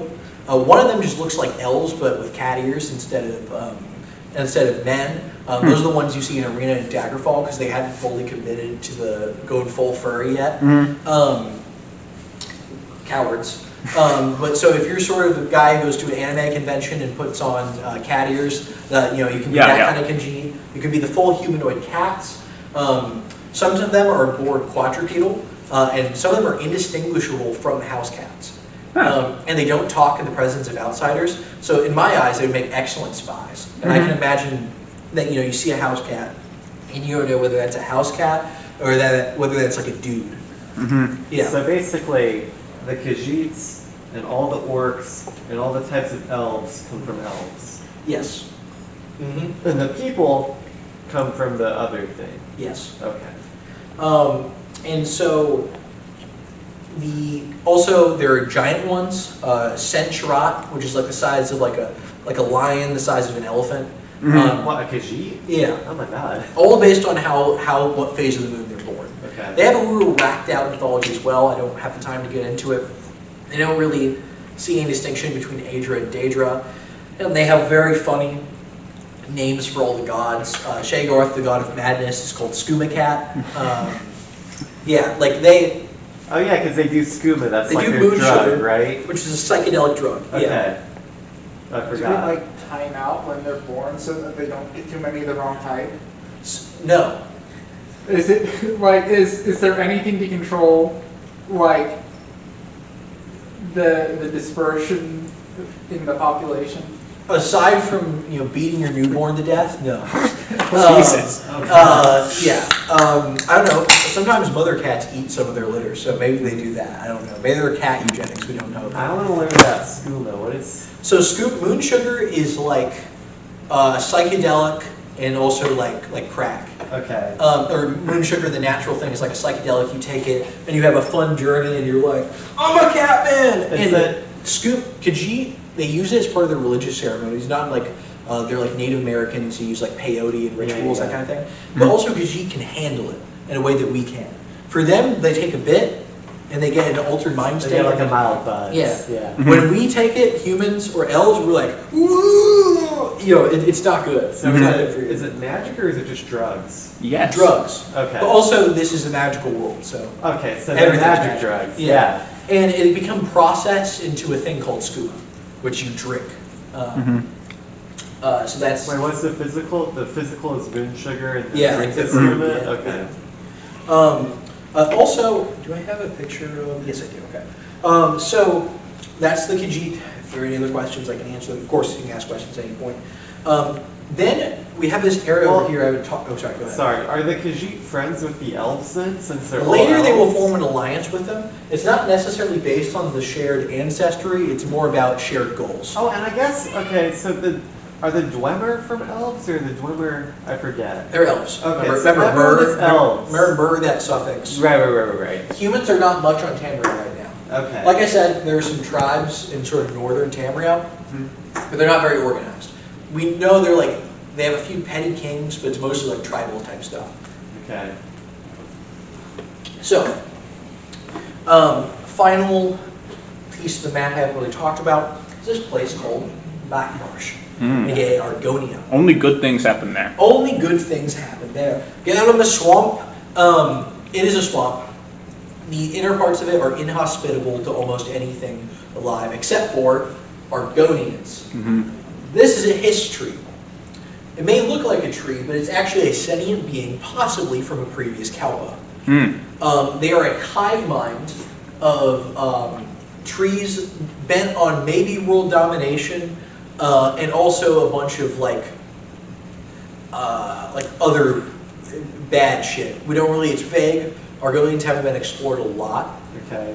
We'll save that for Elder Scrolls 9. Yeah. No, do you think that'll be the next game? No. No.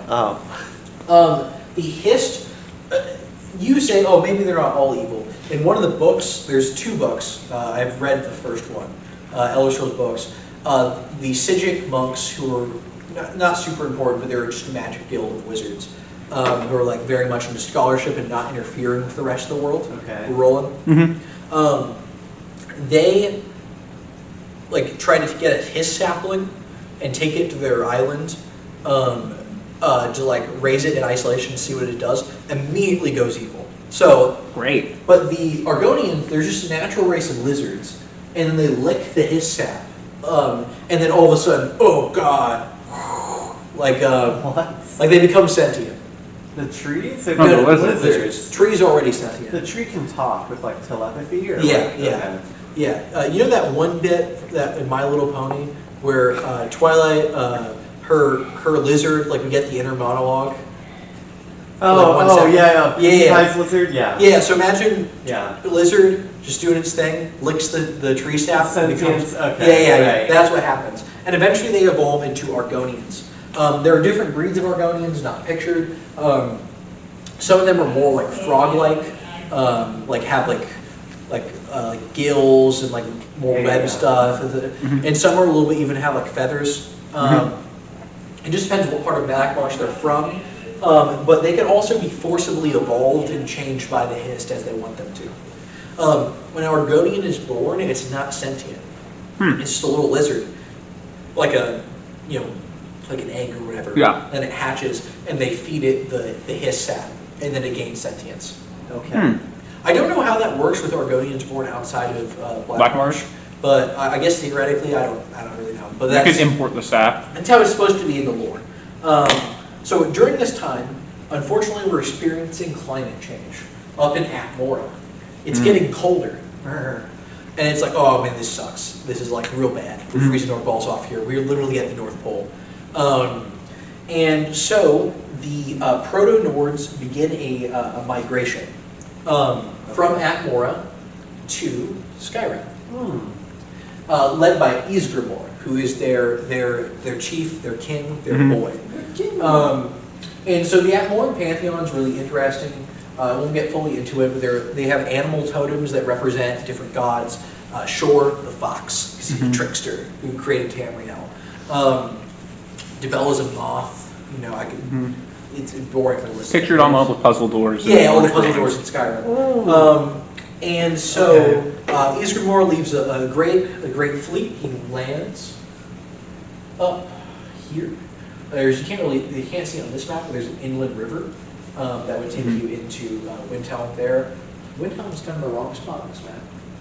It's interesting. No, it's over there in Skyrim. Well, yeah, but it's more inland. Oh, yeah, that's true. I think it'd be more like this, but anyways. He comes in, but he doesn't live there, but he lands up here, and Sarthal would be about right there. And he founds a city at Sarthal. And already there, you might remember that this is not a good neighborhood. I would like to point out, underground, Dwemer, doing God knows what. Yeah. Coded Python or some shit. They're the snow elves who live above ground. Like the giants.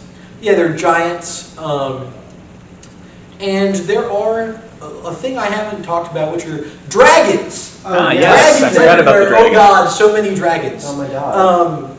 And so the dragons in this world are not merely a lizard.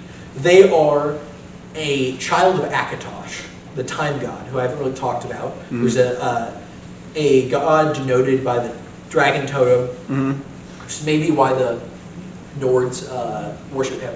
Akatosh doesn't really exist when this happens. Yet? But there's a idea of a dragon god of time. Okay.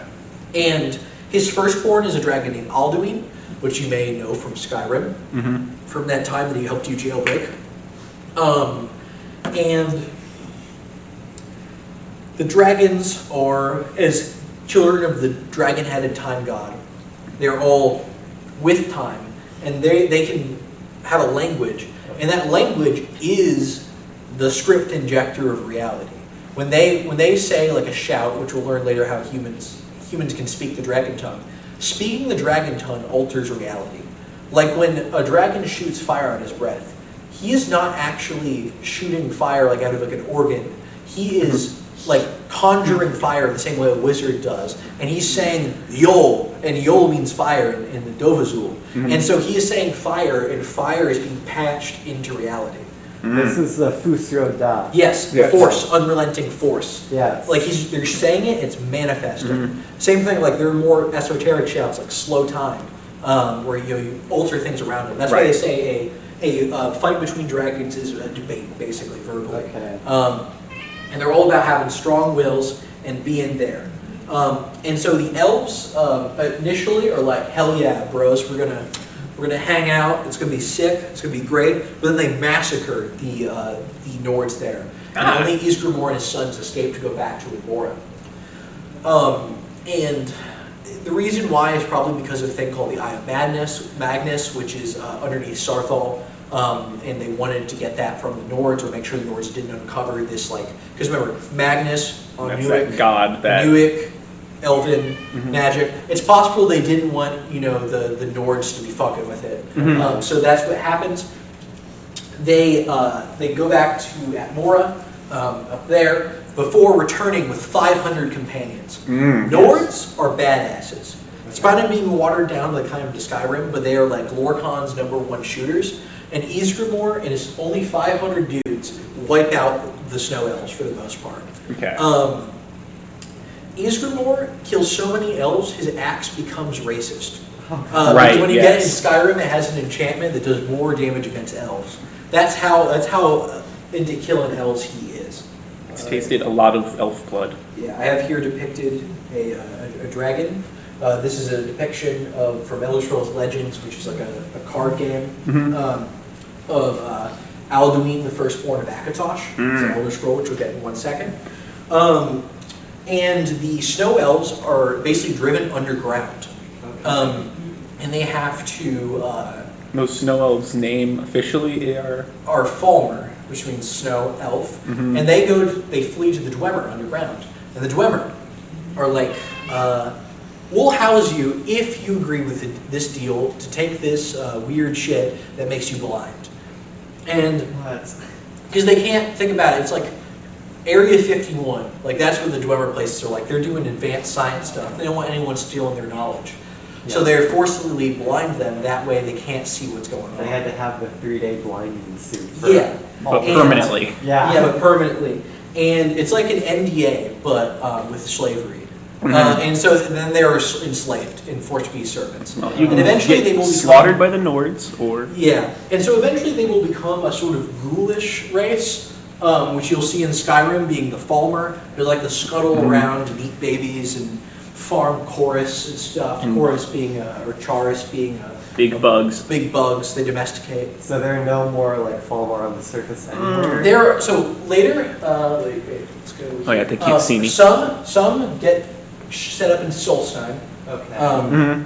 which at this point is actually part of it, and there are isolated pockets of them elsewhere. Yes. As a race, though, I don't think there's enough to basically reproduce. My guess is Honestly, some of them could have gone to the Dureni, some of them could have gone to Hammerfell or not Hammerfell, but Cyrodiil Oh, with just the like aliens. read into the Yeah. Yeah, my guess is Okay. most of them wiped out, went underground, and then trace amounts of them are either in Sarsal or in Solstheim, where the last king or the last prince of the Snow Elves leads a final stand against them before he's sundered. And just some of them pockets, but it's so negligible that they're basically done. Yeah. Right. That's genocide number 3. Yes. And so there's that. And so while they're here in Skyrim, people begin worshiping the dragons. A, because in their totemic religion, they have the dragon totem representing the time god. Also, big lizard. And if you don't do what big lizards say, Dead. and so it becomes a priesthood that goes around the a priesthood grows around the dragons called the Dragon Priest, big shocker, and they basically lead a cult which slowly sort of subsumes Nordic society.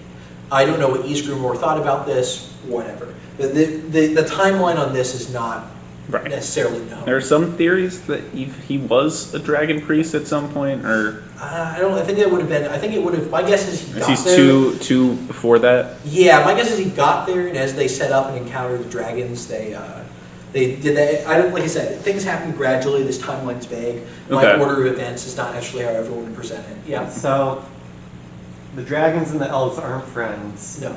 No. How come the dragons aren't in like the Somerset Isles? Are they only in Skyrim, or are they like going fighting elves everywhere?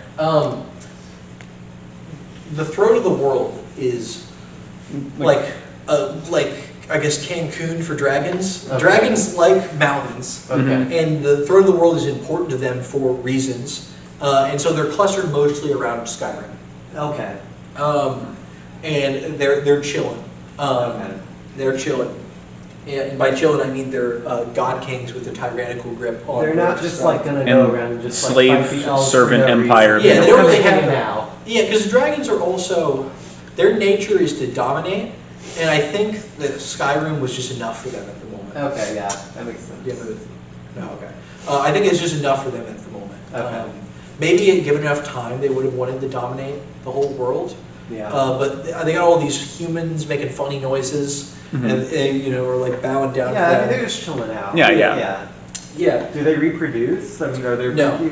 Do they reproduce with mortals? Is that dragons. how? Is that how dragons? There's a set amount of dragons. That's my guess. Okay. They were just like But, like, how- came from the big one. Yeah. Yeah. They came from Akatosh. Akatosh. And then the Okay. dragonborn is So that? so Okay. dragonborn are mortals who are born with the soul of a Dova, a dragon. Okay. This is interesting because later on we'll get lines of dragonborn rulers, and you will be the last dragonborn in In the game. in the game. It's said to be hereditary to some extent, but I also think it's a blessing. Okay. Because to confirm your dragonbornness, Akatosh has to choose you. Because later we'll get to where there are lines of the dragonborn emperors and people who wear the Amulet of Kings, which we'll get into, who are not actually descended from the supposed dragonborn rulers. So I think that blood has something to do with it, but also like there are certain bloodlines Akatosh favors, but he has to actively confirm you as a dragonborn. It's like you're appointed as a Supreme Court justice, and then you have to be confirmed. I think it's Okay. like there are Yeah. certain guys he likes more. And he's like, I'll give you my magic. Yeah. And so a dragonborn, if one dragon kills another, they absorb its soul. A dragonborn can do that. It Oh absorbs yeah, the that's what you essence. do in Skyrim. And that's the right? only way to Yeah. permanently kill a dragon, is to absorb its soul. Otherwise, you would be able to resurrect it. Yeah. So anyone can kill a dragon and throw its corpse around, but to permanently extinguish it from existence, you have to be a dragonborn. Or a That's the only way dragon. you can absorb its Or a soul. dragon, yeah. Okay. Okay.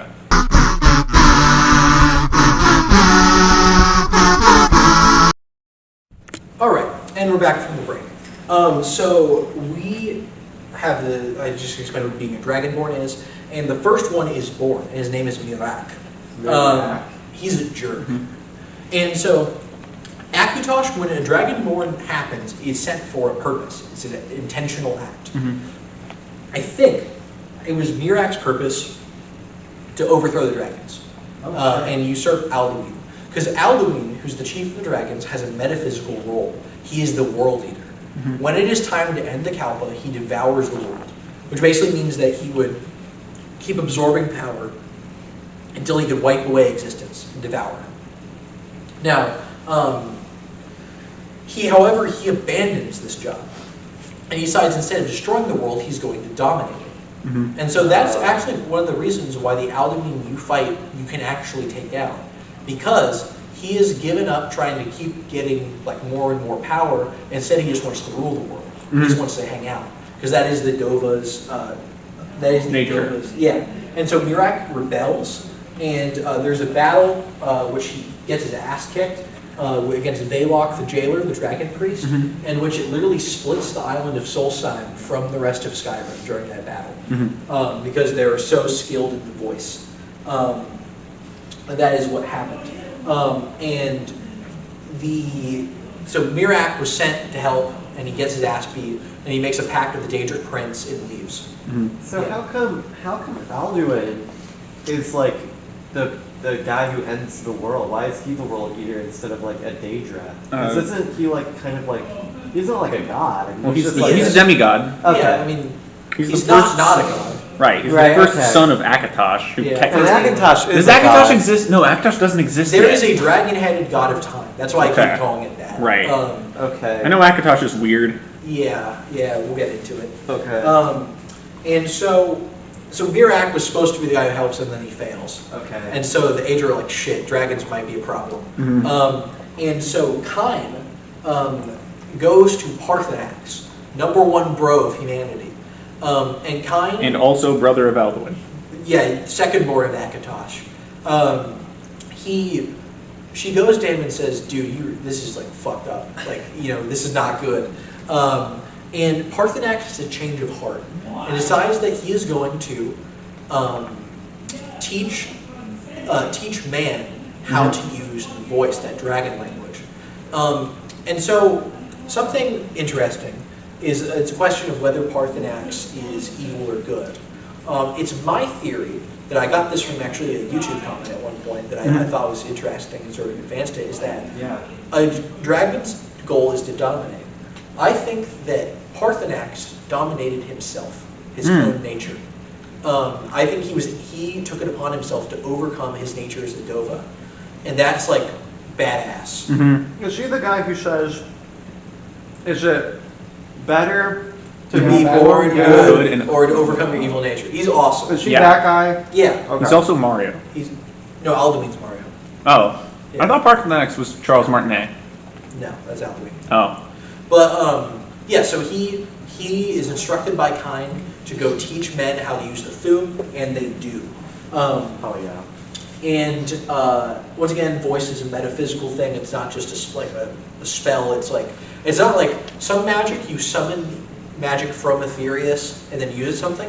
Shouting does not consume magicka, because like I said, you were altering like the code. Yeah. Of You're reality. speaking it Well- into existence. How Yeah. come if all the men, all the guys know the dragon words Yeah. from Parthenax, how come in Skyrim the video game you have to go around to like random temples to learn Because all it's the fallen words? out of use. Well, that's stupid. I feel like I'd be using that for. I'd be teaching. Well, my you kids that understand, you shit. can't just, as the Dragonborn and as a game mechanic, Yeah. it's very easy to do it. But for most people, you have to study a long He time. is Parthenax.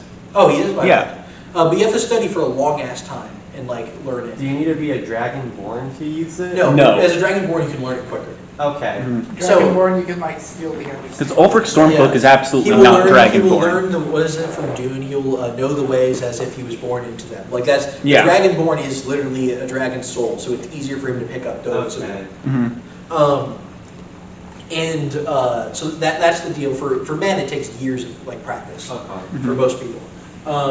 And Ulfric knows like 3 shouts. Yeah, and that took like 10 long years. time. Yeah. And so mankind invents a new word in the Dovazor, which is Dragonrend. Dragons are infinite, and Dragonrend is, I think the words, it's like mortality. Yeah, mortal, death. finite, and Yeah, something mortal, else. finite, and like end or something like that. It literally bums the dragons out so much metaphysically, it forces them to like land. In the game, that's just to get them out of the sky so you can whack them. Mhm. But it's meant to be like they land because like they're freaking out. Yeah. It's viscerally uncomfortable and disturbing. The idea of like mortality, because they're the child of the time god. Okay. Yeah. So like Dragon Rend fucks them up. It makes them consider their own mortality, and that freaks them the hell out. Yes. Yes. Yeah. Literally. That's so silly. And so the Dragon War reaches climax when 3 ancient Nord heroes, Hakon One-Eye, Gormlaith Goldenhill, and Feldir the Old, fight him at the throat of the world. Unfortunately, he is a demigod, and you can't just like beat him to death. Like get your buddies together after a long night of drinking and like kick the shit out of him. Right. And so they have to use an Elder Scroll. Elder Scrolls are intentionally vague. Something vague. But they're supposed to magic. they're these things that like are vaguely Aedric artifacts. They exist outside of time and space, and they recount like things that happen. You might get an Elder Scroll and it might tell you about something that happened 1,500 years ago, or it might tell you about something that happens tomorrow. Yeah. Because they exist out of time and just kind of pop in and out of reality. And if you read an Elder Scroll without proper preparations, it can cause you to go blind. Or which worse. is why I brought those sunglasses to read from an Elder Scroll at the end of the Of course. end of- You have one here. Yeah, I do.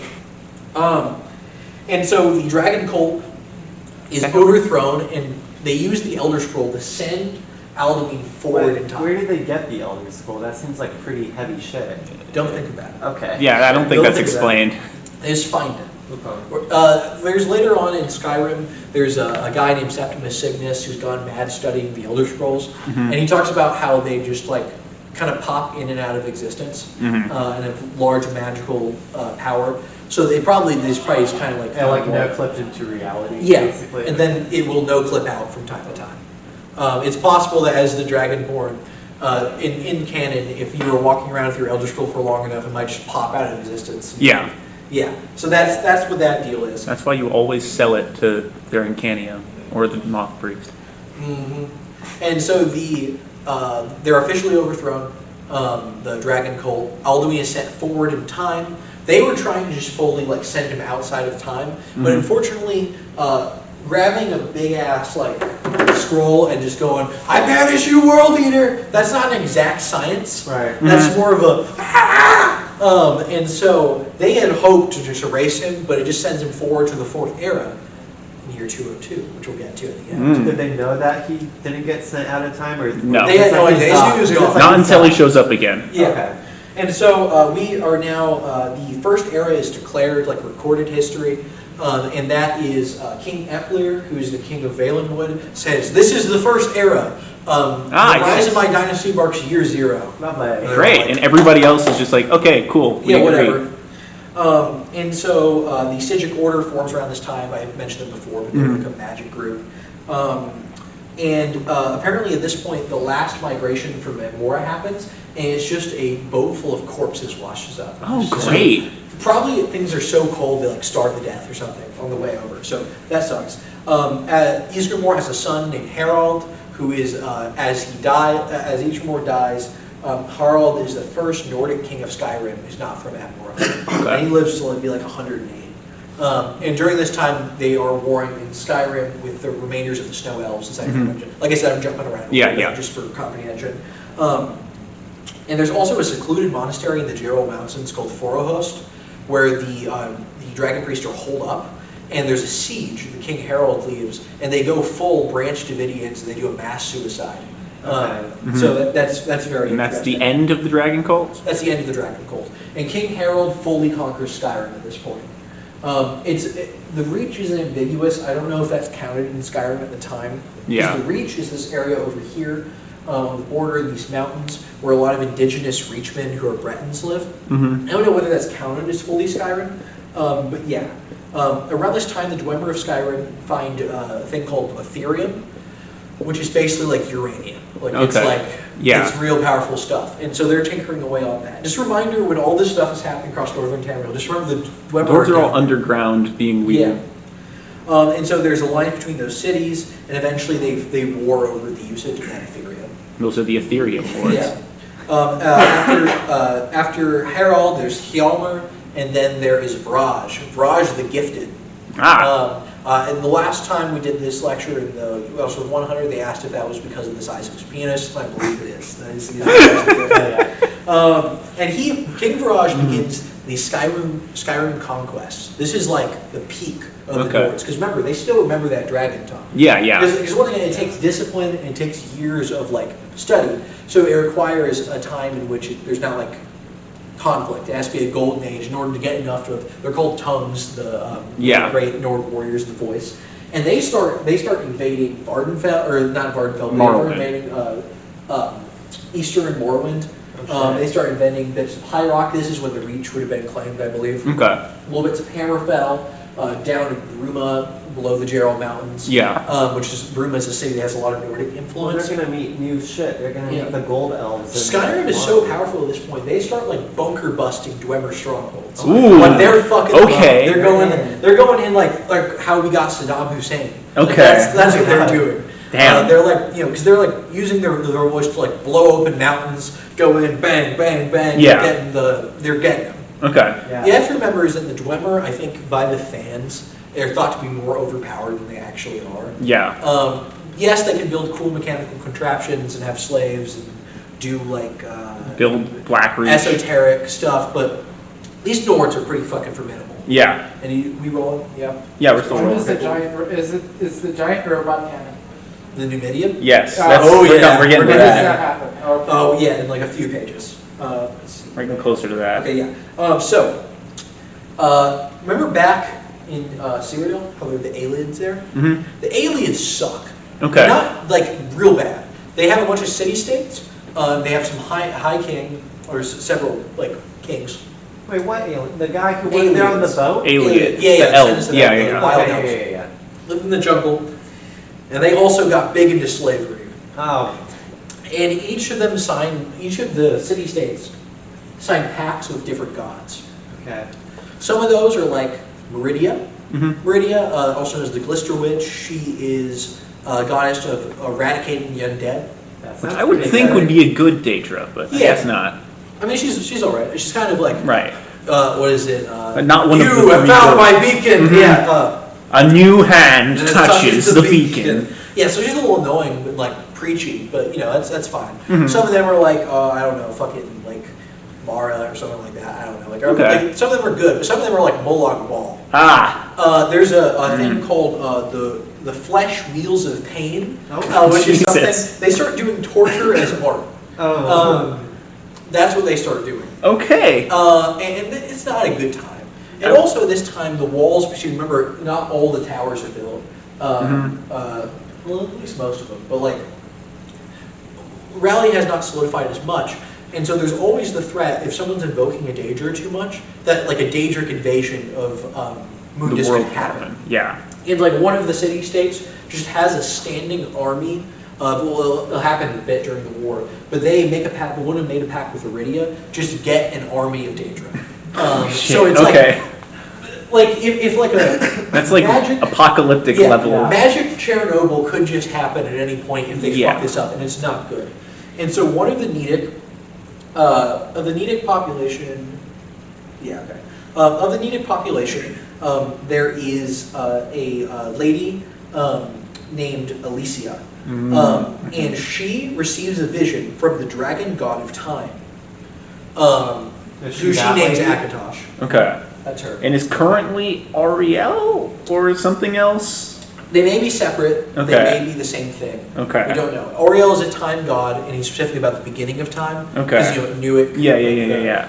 Akatosh, they say, is the body of time. Alduin is the end. But the dragon god of time talks to her. She names him Akatosh, Okay. and he agrees to make a pact where she will become dragonborn, lead a rebellion, and in exchange she will wear a bit of the Amulet of Kings, which when Lorkhan died and his heart was shot across the world, a little bit of his blood spilled down into Cyrodiil. Okay. And blood is crystallized and becomes the Amulet of Kings. Okay, And when interesting. she puts it on, it means that the gates of oblivion are closed, meaning that people cannot, or at least Daedra can still be invoked, but they're not going to be constantly just a revolving door. Daedra Yeah. can come and There really can't be Like, they have to be magic invited. Chernobyl. yeah, they have to be invited. And also, she has a lover named Mora House, the Breath of Kine. Okay. Who is Interesting a choice. son of Kine. Depicted in some places. Later on, he'll be whitewashed and depicted as a man because they didn't want to think about it. Okay. More modern ones depict him as a minotaur. Okay. Less than that, show him as just a bull with wings. Great. So the first Empress is a... Yeah. We're going there. However, there's also another guy, maybe one of the most successful racists in all of Tamrielic history, named Pelennor Whitestrake. Okay. Pelennor Whitestrake is a cyborg from the future. Oh. It's possible he shows up with futuristic armor. And by that just means like plate And armor. that's the 'Cause you design have to remember Crusader that armor? people at this time, there's some progression of technology. Mhm. The standard like hoplites are like what people do in this era. It's Yeah. like Bronze Age. Okay. Or just after Bronze Age. I just Yeah, so if disappointed a in knight my in history full plate class. armor showed up in Yeah, Bronze and it says Age he has Egypt. blinding light he can shoot from his arm, which is like laser gun. Great. Like lasers. Like actually laser guns? Yeah. This is Kirkbride, once again, if there's something weird. And he has been for a lot of the Dawn era, he's just been going around here, just wiping out elves. Why? Just like boom, boom. Okay. Because it's possible that he was sent from, this is my speculation, he was sent back in time from a future where the elves were never defeated, like Terminator. Okay. That's what I think. The Thalmor rule the world. Yeah. So he's sent back in time to make sure the rebellion happens. Okay. And so They team up. Yeah. Okay. So that happens, and so they overthrow the aliens and start building their own empire. Okay. Because at this point, there's a multimedia component of this presentation. I'm going to play a animation for the folks here called Pelennor Animated Opera. It's like 3 minutes long. Okay. I am going to cut away from the video here. You can stop recording, but I'll just say before you stop, the animator, all in all, I want to respect him and not just to basically do a shitty reaction video. So we'll stop here and not show it, but I will leave a link to it in the description. Yeah. Okay.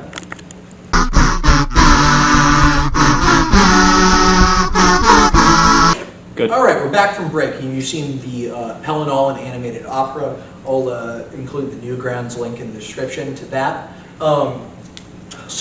Pelennor, like I said, cyborg from the future.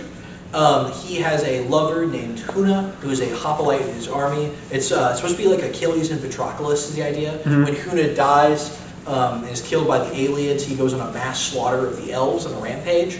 And he does kill, in his madness, he kills some Khajiit.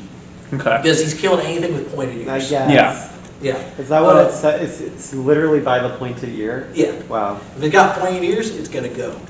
And eventually he does battle with a demigod named Umarili Unfeathered, who in the army of Meridia, those Daedra, and he dies atop the tower fighting them off, but sacrifices them and takes them with him. Okay.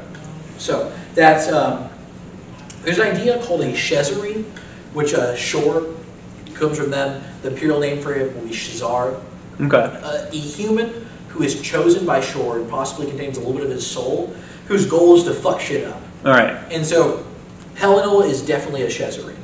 One time a guy asked Pelennor if he was a Shezarene, and then his mouth filled up with moths and he suffocated. Oh. So he doesn't like being called out like that. Huh. Michael Kirkbride. I would Okay. do that. He dies there. Also, at one point, he fights a guy. I'm blanking on his name. His name is something of copper and tin. He's an alien warrior king. Yeah. And as they get into a fight, and he tears out his throat with his teeth.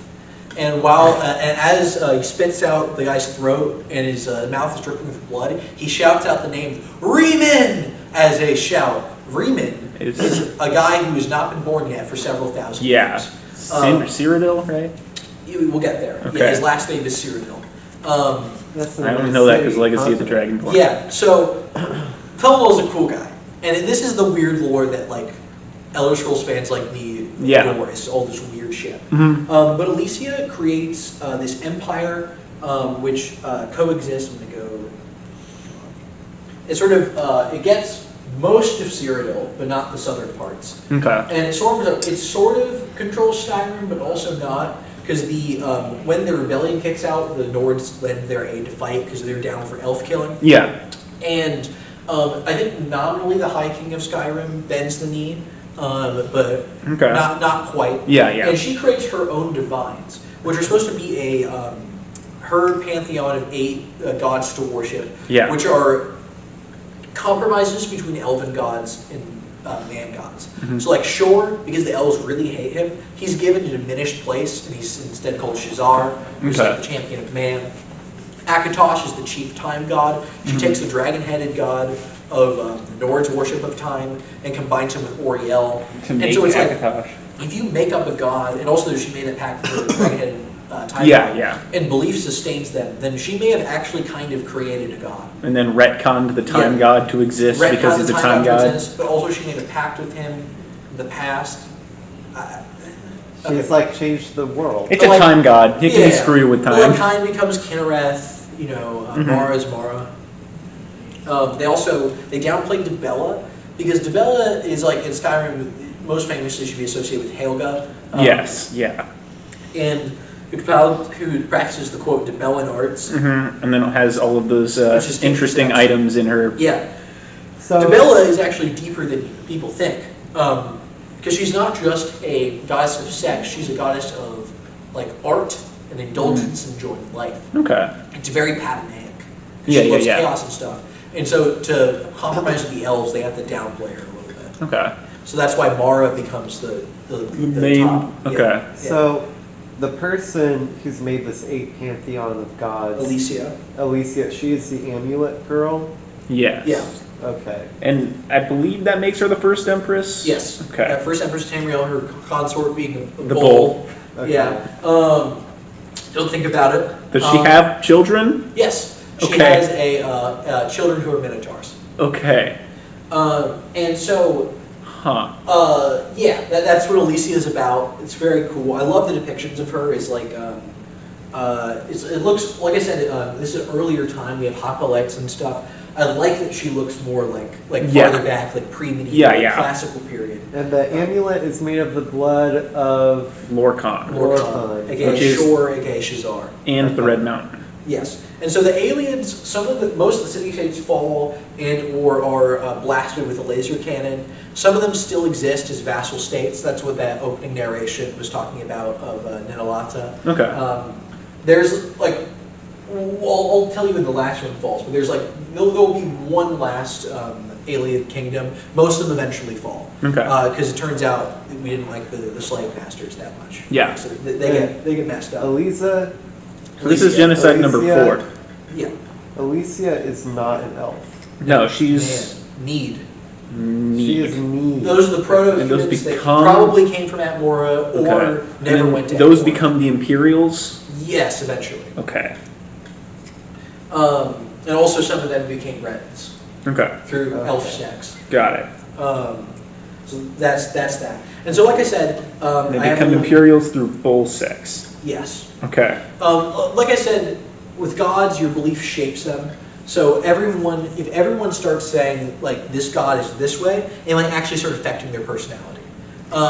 And so the idea is she might have created Akatosh. Okay. There's also an idea called mantling, which is if you start, they say walking as one does and mimicking their walk is the metaphor, is that if you start acting like a god Yeah. and gaining a lot of power, you could either take the place of one of the gods or become a god yourself. And so it says that Alicia, upon her death, achieved some sort of apotheosis. Okay. And she is worshipped as a god and then later a saint. Okay. And she has a dragon.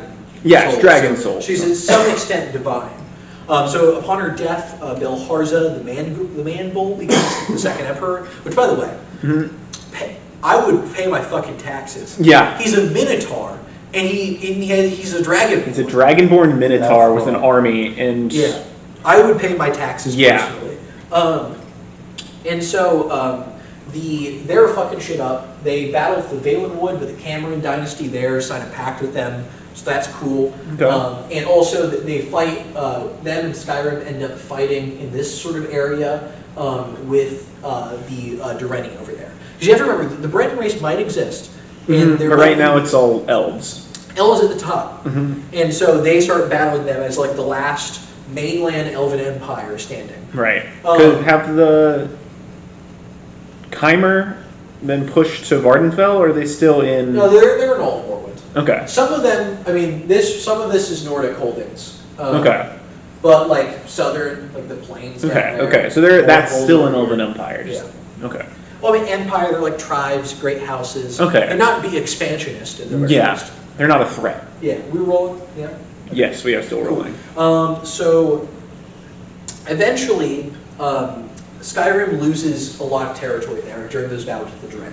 The Drenni, one of the Drenni invented enchanting, another invented alchemy. Oh. Very learned. Yeah. You understand, in this, magic is overpowered in this universe.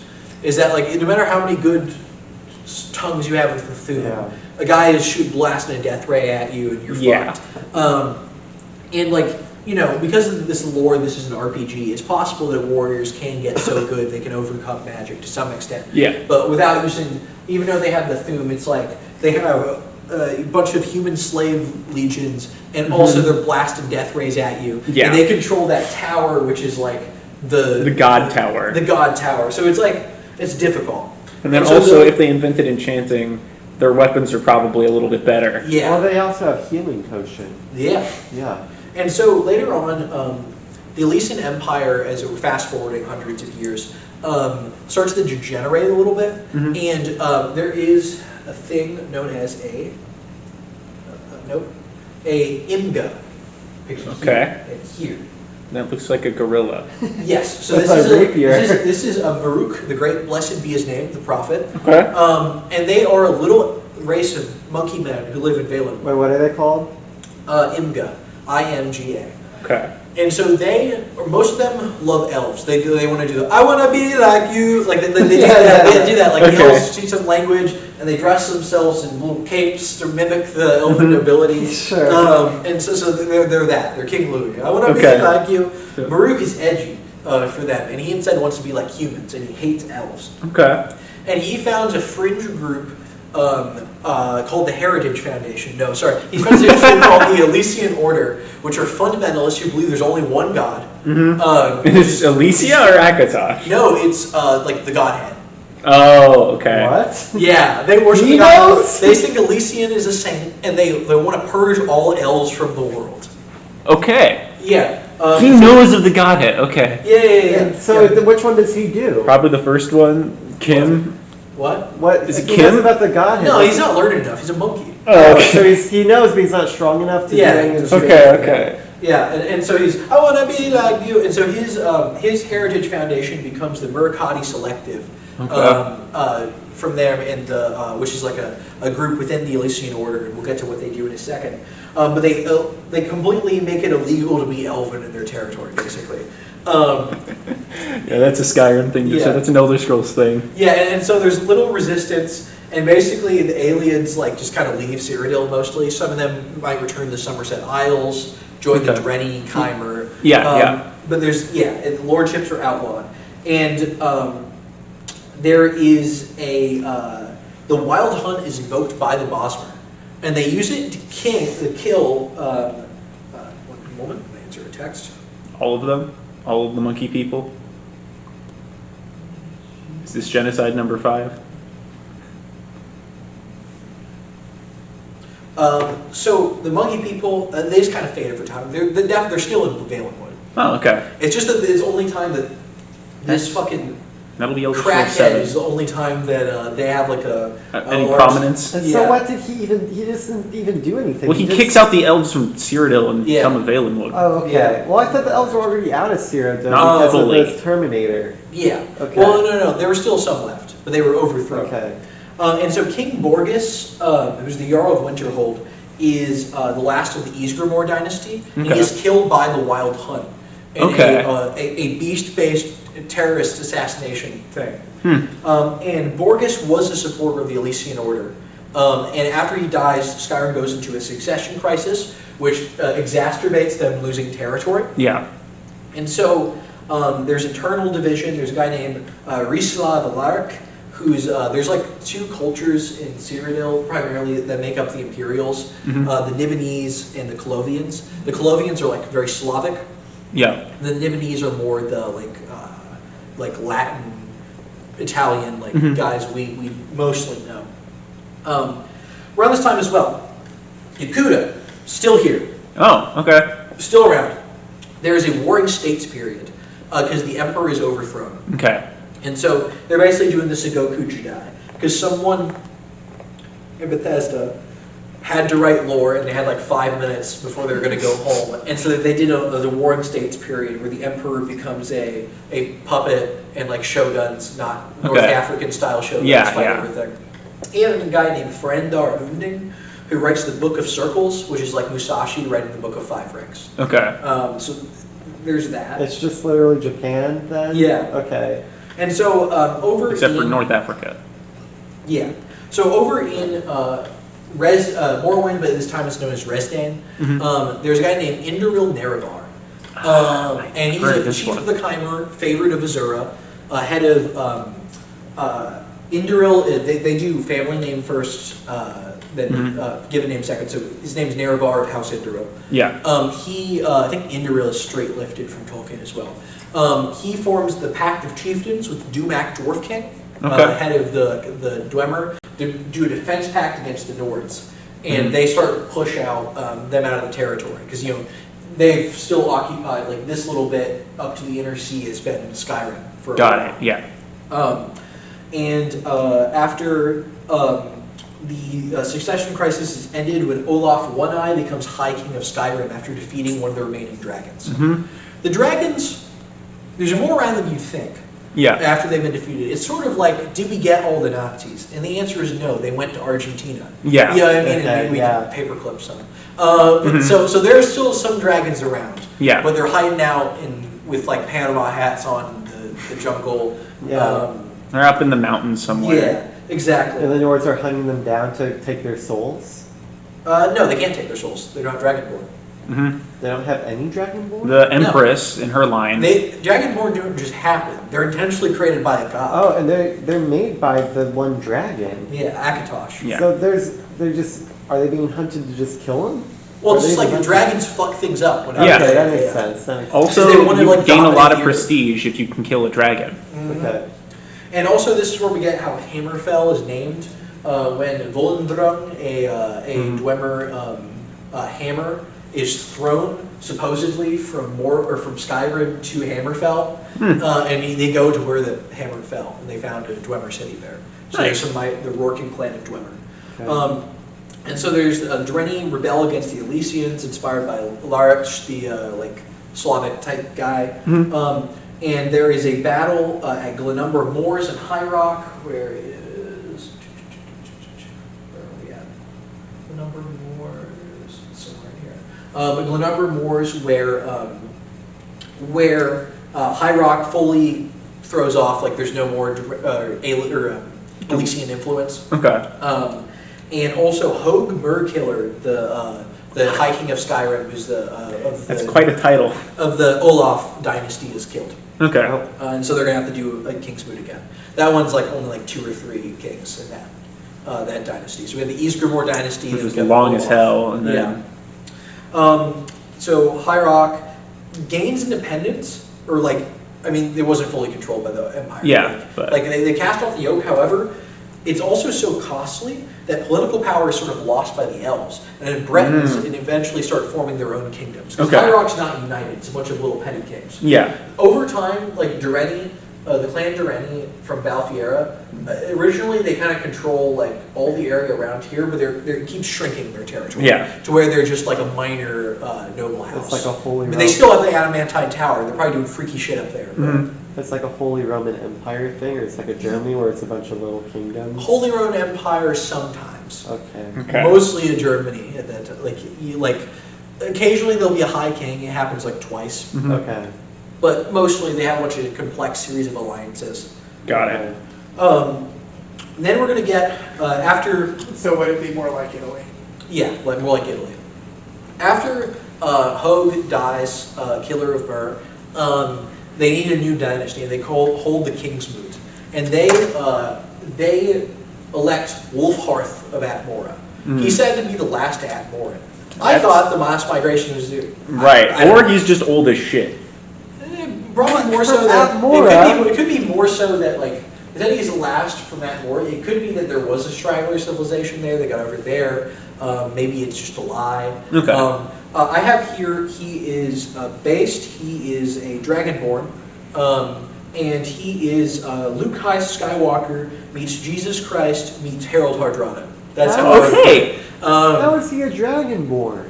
Because Are there Akatosh dragons in decided. Atmora? Akatosh decided that man This needed guy. a champion. Okay. How come Akintosh is cool with the guys fighting dragons? He's not actually No, a because dragon. remember the dragons betrayed. The dragons were created by the time god. It said that the dragons can like heal time wounds and like they have some sort of job. Right. And it seems like They like ignored that Aladin job. like had them betray their task. I mean, he was supposed to end the world at some point. So Akintosh is kind of just like, these guys aren't even freaking doing their job, so Yeah. just go ahead and kill them. Yeah. Okay. And now he's made a pact with man. So now he's sort of a man god. Okay. And so, Wolfhearth, a bunch of famous deeds, he does a bunch of stuff. He reinstates the Nordic pantheon, the old kind, rejects the 8 divines. He, what is it I have here? There's something funny in here. He repairs the 418th step of High Hrothgar. Apparently that's like an honorable deed. What? He swallows a thundercloud, and he battles Orki, who I think is their interpretation of Malakath, but also Okay. maybe Arche. Yeah. And said that there's a curse put on them that drains the lifespans of Nords in exchange for lengthening the lifespans of Orcs. Okay. Weird. But he battles them and fixes it, but at the cost he basically vaporizes himself because he causes himself to age too fast. Okay. 'Cause he's doing like metaphysical. Like, Oh, yes. magic Yeah, battle yeah. with the voice. Yeah, it says that they summon like also the ghost of Alduin, the Time Eater, which is like so it's like it's real fucked up. Yeah, yeah. Izmir basically is succeeded by his son, but he dies having there, and he will be periodically brought back whenever the Nords need him as a king under the mountain. But like I said, he's a chosen one. He's Jesus Christ. He's Luke Skywalker. He's Harold Hardrada. It's really interesting that he doesn't show up in Skyrim. Yeah. Yeah, he receives the title of Izmir, which is Dragon of the North. Okay.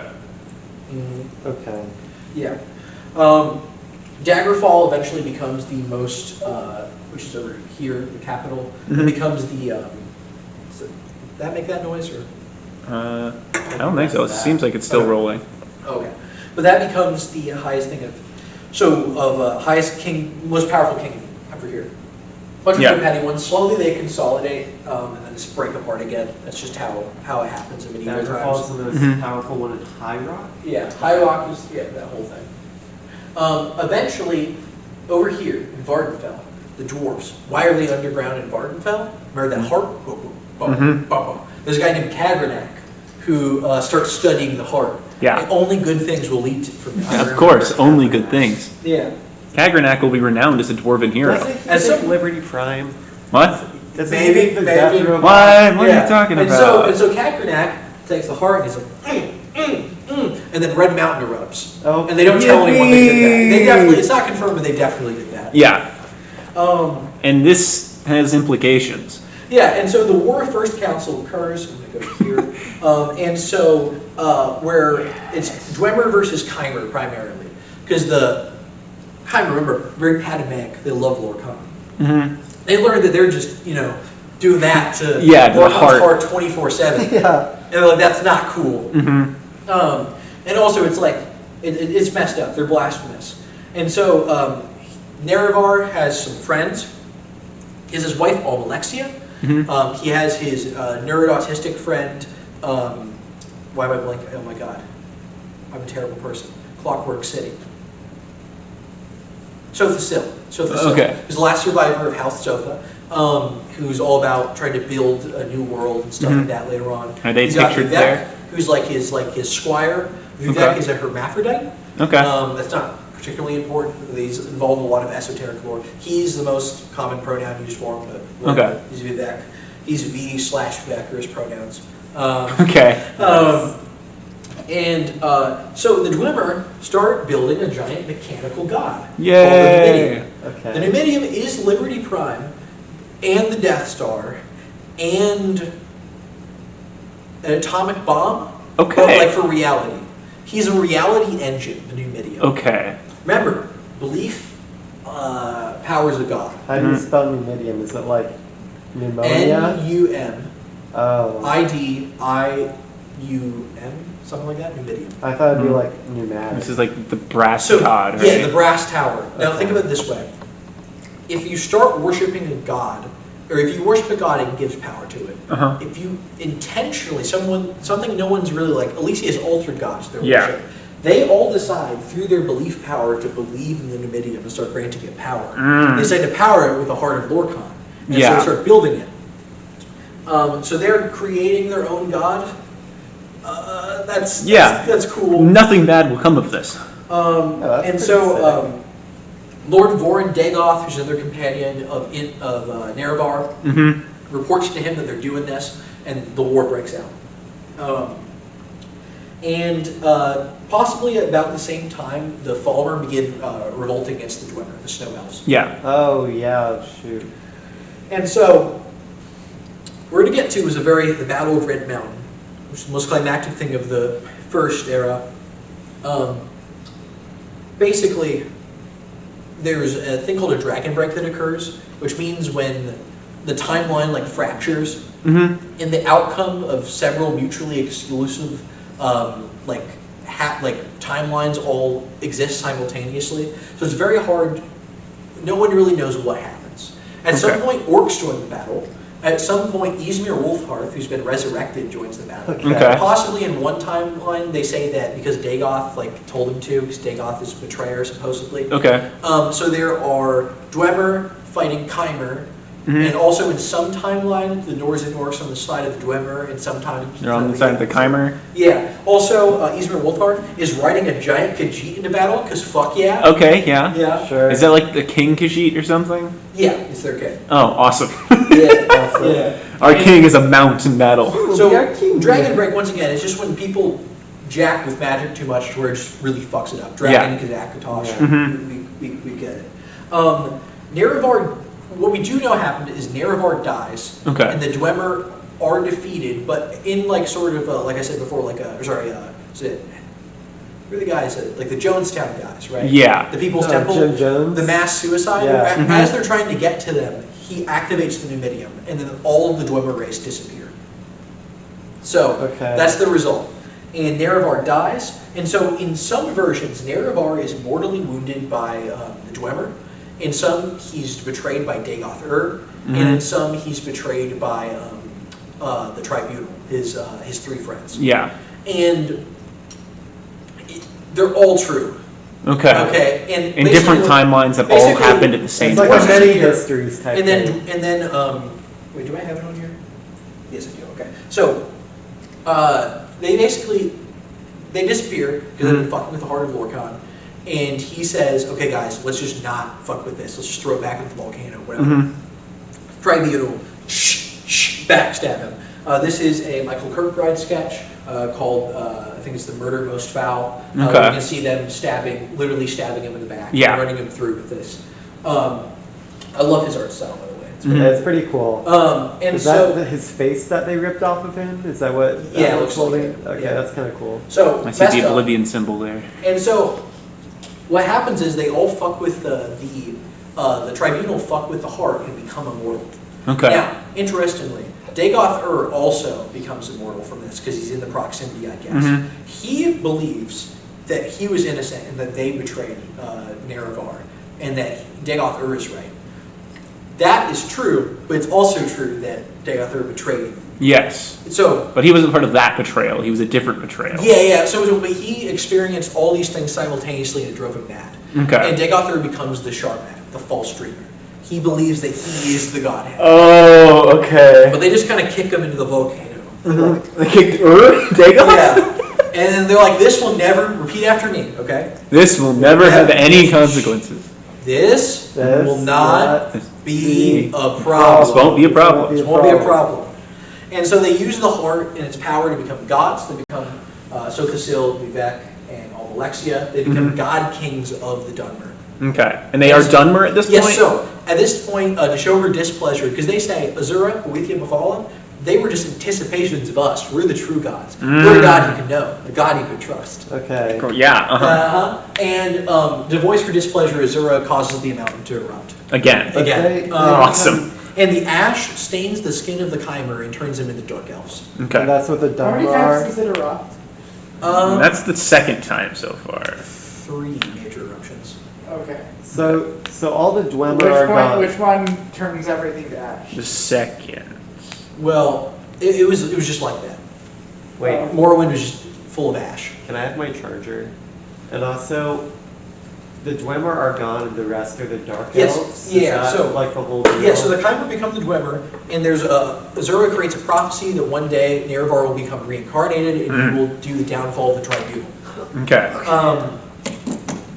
Azura, so that's what Azura does, and they were expressly forbidden. So I'm going to give you 3 things of what happened to the Dwemer.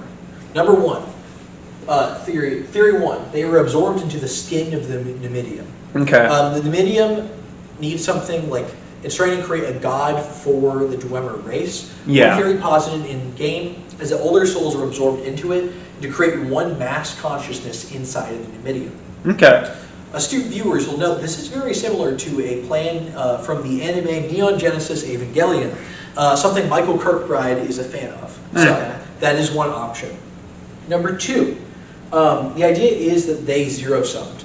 They activated something very powerful as the logical Dwemer. Facts and logic. Facts don't care about your feelings. Yes. The Dwemer say. The idea is that they just could not reconcile the fact that they're real and that they're fake. Yeah. Okay. Number 3 is that some sort of like time travel occurred or something like that. And they were- or they either got sent forward in time, back, or maybe to another reality. Oh, So, is this Okay. like an Alduin type thing where they might Yeah. be back in the next game? hopefully not. Okay. But Okay. you can take your pick. I'm curious, what's everyone's favorite thing? Zero something is pretty cool. I think they got shifted to another plane just because of the one guy in Skyrim that's able to kind of recreate what they did. Yeah. I think zero summing's a lame answer. I mean, it's cool in concept that they like abstracted like amazing digital circus style, but it's also lame because that's the end of them. And so I think it'd be cooler if they existed somewhere else or in the robot. What are your thoughts? What do you think happened to him? Is that? Is that this was your before computer. or after they make the... No, this has to be after they make the gauntlet and the knife. Yeah. Keening and Cinder. and How did that turn out, actually? So those were tools of Kagrenak stuff he would use. He had a dagger, a hammer, and a glove, and he Gloves, used it to yeah. hit the heart. Mhm. Yeah. And then in Skyrim, somebody uses Keening, like Yeah. some guy at the College of Winterhold uses Yeah. it and transports himself, or assumedly does to himself whatever Yeah. the Dwemer did. Was hitting the heart required to make the Numidium, or was he just doing it for like? He was just fucking with it. He was just like experimenting. Yes. Just like hitting it. Okay. Because remember, tonal architecture is what they practiced, Oh, which I is guess like so. sounds and stuff like that. And it's go ba-dum, ba-dum, ba-dum, and you're Does like, the like Numidium make any tonal does it like make noises that like? Because Fuck that's you! basically like. Does it ever turn on? they did. They turned it Does on it and everyone work? disappears. Well, what does it do anything, or Oh, does we'll it just get to stay? it, we'll Is it get still Okay. in the world? Yeah, the Numidium's still there. They just kind of put that in a storage, like a storage shed. It's like, a tonal Okay. architecture thing, kind of like the Dragon Shouts, where it's like the it's a equivalent for Dwemer? yeah. Okay. It's once Okay. again patching the source code of reality. And then Okay. does the Numidium do that? Yes. It makes this tonal things? Yeah. Okay, so that could be. They are doing something. Gmod. That sounds like zero. That is what Yes. they do. And so, yeah, they become the God Kings of Morrowind. They're jerks. So at about this time, Yakuta is sunk, which tends to happen. Yeah, it's not the first yeah, continent. Here's Dagoth. Dagoth. Here's Dagoth. Here's the Dunmer. And wait, Like, which one was Dagoth? Dagoth was he was just a guy around and they threw him in the Oh, volcano? this one? Dagoth is right there. Like, he got beat up. He was one of the friends of. He's one of the three in the, The Numidium, trifecta? not Well, one of the Numidium. four. Oh, wait, sorry. Not spoil this. He's one of the three in the trifecta? Yeah. And so he went he got shadowed whatever. Yeah. And they threw him in. Now he thinks he's God. Yeah. Okay. Yeah. Keep going. So this is why I just start moving into clip. That's why Yeah, I yeah, slide. So basically, at this point, Yakuta is sunk. They have a technique known as sword singing, which is once again tonal architecture, songs, stuff like that. It's some sort of thing. There's an idea, this Kirkbride idea, that one of the things they can do is that they can split an atom with sword singing, and Yakuta thinks it's possibly an atomic explosion. Okay, interesting. They accidentally nuke And the themselves. Red Guards basically invade Hammerfell and just clear out anyone living there to carve out their own kingdom. Yeah. That happens over hundreds and Right, thousands right. of years. Genocide number 5. Yeah, Okay. to whoever was living there. So that happened. Actually, that would be genocide number 6, because the Something like dwarves did it to themselves on accident. We'll count it in the edit. Yeah. So Orsinian rises and falls because of anti-orc racism. They try to build a kingdom for the orcs there. That will happen several times. I'm not going to note it because it doesn't matter most of the time, but that happens. At this point, there's a legendary Reachman known as Red Eagle. Once again, the Reachman is indigenous Bretons who live there, and he is crushed by Empress Hestra of the Empire. Cyrodiil. Okay. Yeah. And the Murakami Selective accidentally or purposely create a dragon break at this point called How are Middle the Dawn. Murakami Okay. Selectives still around? I thought they got wild.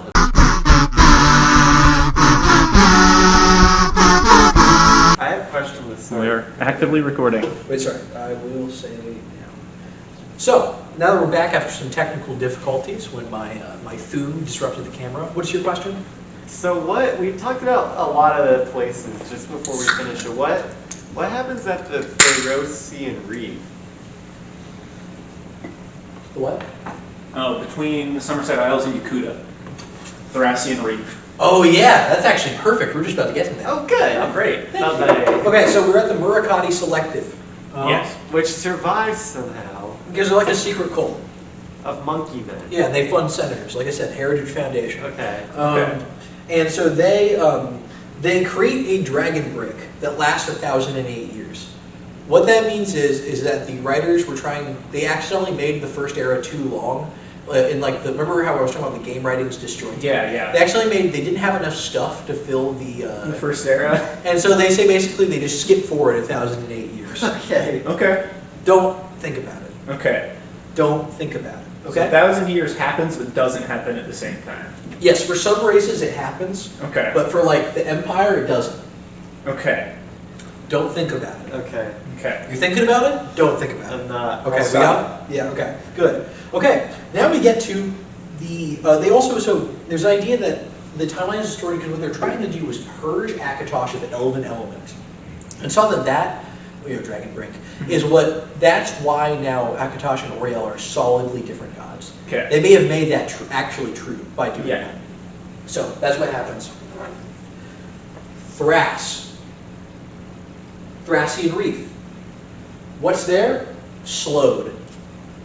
Slowed. Sentient race I haven't talked about because they're not that important except for now. Okay. Think of Hutts from Star Wars, legs. Okay. Evil dark sorcerers. Legs? Yeah. Huh. Bad. They're bad. They're like slug centipedes. No. They're slugs, but they got 2 legs. Okay. Slowed. It's like a toad, but with SL. Okay. And so they are necromancers and do all sorts of abhorrent rituals. And they create a plague. Well, it's not confirmed they created, but definitely, which kills half of Tamriel's population. Okay, so they make the Black Death. Yes. So it wipes people out, and so there's something that's never seen before or since, which is the All Flags Navy, where every single group, even fucking Argonians and whatever, make a fleet and they go and they just raise brass to the ground. Okay. Yeah. The Slowed eventually recoup a little bit, but their civilization never gets to the same heights. Okay. And So why did they make put it on the board? Yeah. Yeah. That's a 6th or Yeah. Yeah. Why did they make We the count that as plague the to kill 7th everyone? one. Because they're necromancers. It's probably an experiment that went out of control or Like something. an escape bioweapon? Yeah, like sort of like a Wuhan wet Sure. market situation, Okay. a bioweapon. Okay. So, there's a guy named King Hurl. We don't know where King Hurl's from. Based on his name, my guess is, and he's somewhere in a proximity of Cyrodiil. Okay. My guess is, if I had to guess, around Ruma, because Hurl sounds very Nordic Yes. to me personally. Yeah. That'd be my guess, maybe Falkreath, somewhere in there. He has a vision. Eagle, third eye, vision. Yeah. He has a vision of snakes invading. Ah, yes. And he's like, someone's got to. And then he goes and he sees a ghost of Alicia. And he follows her to a grove. and then he copulates with the ground, is the way I'd put it. So he fucks a hill. Yeah. And from that hill is born his son, Riemann. Okay. Who supposedly is born wearing the Amulet of Kings. Okay. How literal is this is up to you. I'm going to interpret it incredibly literally. Yeah. Michael Kirkbride. Okay. Yep, that's where we're going to go. And so it means vaguely Riemann is descended from the Elysian dynasty. Okay. And he's dragonborn. He's born wearing the Amulet of Kings. Okay. Or his dad just found it and then made that story. Right. But that's Troll. So he's from somewhere here. Before, I've been calling this Cyrodiil for, brevity. Yeah. Before this was just known as the Heartland. I think there's an alien word for it. Yeah, but it wasn't Cyrodiil until now. It wasn't Cyrodiil until now. His name's Riemann. By the way, those snakes, Akavir. Remember that? Yeah. I never gave you a rundown of who lives there. First one, Saesi. Or Saesi. You did say... The serpent folk. Mhm. Serpent folk, this is kind of up to interpretation. We don't really see what they physically look like. Mm-hmm. It's said that there used to be men of Akavir, and that the Saesi swallowed them. Okay. And it said, but in doing so, they came to look like them. Okay. So there are three interpretations I've Scale seen. men. Okay. Number one, there's some sort of serpent male hybrid, right? Number two, we see a ghost of a Saesi in ESO. It's possible this is a retcon. If you want to throw this out, you can, if that makes you feel better. But it just looks like an Asian guy in samurai armor. So it's possible that maybe the CSC, the humans were absorbed into the Snake Man society, and that some of them were human and some of them were snakes. And the third is that they were just all human, and that the snake thing was a metaphor. That's lame. And where are they? Akavir. Way that way. Where Spider-Man is over here. They're in Akavir. Okay. Off camera. Way the fuck that way. Yeah. Okay. Yeah. There are the Kamal, who are snow demons. I don't really know what that looks like. I think of, like a big like thing made of ice. These are the things we talked about mostly in the last lecture we did on this, right? What? No. The Kamal, the snow demons, they're only really important ones. Are you thinking of the White Walkers? I don't know. Just keep But going. the Kamal, it said that every in the winter they freeze, and then every spring they thaw and attack the other races of Akavir. So I think it's very elemental. They're the Capo-Tung, who are the tiger dragons, who are tiger men. Yeah. I guess they look like Khajiit. I don't really know where they're from. Larger. They have a ruler named Tosh Raka, there used to be dragons in Akavir. Yeah. But they were driven out of Akavir. And it said that Tosh Raka has transformed himself into a dragon. Okay. And he was a giant dragon that looks like a tiger. There's two ways you can look at it. I'm given a lot of options. Yeah. Number one, that actually exists, and he's a giant dragon with stripes. Yeah. Number two, he has mastered the Thum or something Yeah, like that. yeah. So he's or not maybe a dragonborn, but he can use all of the... something like that. And there's an exact quote. And so the Tosh, they have an empire. And by the way, Tosh Raka is an anagram with Akatosh, but with an R. Okay. This is the quote, by the way. This is one of two quotes I have. After the serpent folk ate all the men, they tried to eat all the dragons. They managed to enslave the red dragons, but the black ones had fled to Poton. A great war was raged, which left both the cats and snakes weak, and the dragons all dead. Since that time, the cat folk have tried to become the dragons. Tosh Raka is the first to succeed. And then the final bit is, I find this ominous. Tosh Raka is the largest dragon in the world, orange and black, and he has many new ideas. and so that's because that could be like Elder Scrolls 6. Well, that could be like Akavir. the new ideas could be like the Pop-Tart, or it could be like race realism. Yeah. You know what I mean? Like it's I don't really know. Yeah. But, it fills me with an awesome foreboding. We'll be seeing that in Elder Scrolls 7. And also another quote. He says, "First we kill all the vampire snakes, then we invade Tamriel." Quote from Tosh Raka. Okay. Awesome. And that's all circa the third era, so that's later that we get that. But I'm just filling you in now. And there are the Capo-Tung, who are monkey people. Okay. You live around. Different than the monkey people in Yes. Tamriel. And so the Assassini invade eastern Tamriel over here. I think they land on this shore, like up here. They go through the that river that goes by Windhelm. Yeah. They land there, and so like I just said, they've been driven out of Akabir for Civil War, and they're afraid of dragons. Yeah. They're dragon hunters. Well, I guess like they're enemies of dragons. Wait, They're dragon who? hunters. The monkey people? No, the snake people. Oh, the snake people. And they're samurai, by the way. Okay. They're snake samurai. You can see their It's armor literally is blades. Ninjago. It's literally Ninjago. This is Okay. all canon Ninjago. Okay, yeah. And so Riemann, son of Hroll, son of Hill, at this point has become a regional warlord in this sort of area. I mean, it's not the borders are not exactly specified. My guess is anything north of the Imperial City. He probably controls some of southern Skyrim, like Rift and Falkreath. That'd be my guess. The Akaviri land over by Windhelm, and he goes to meet them. Okay. And Riemann Cyrodiil, as they're fighting them, he unleashes the Thu.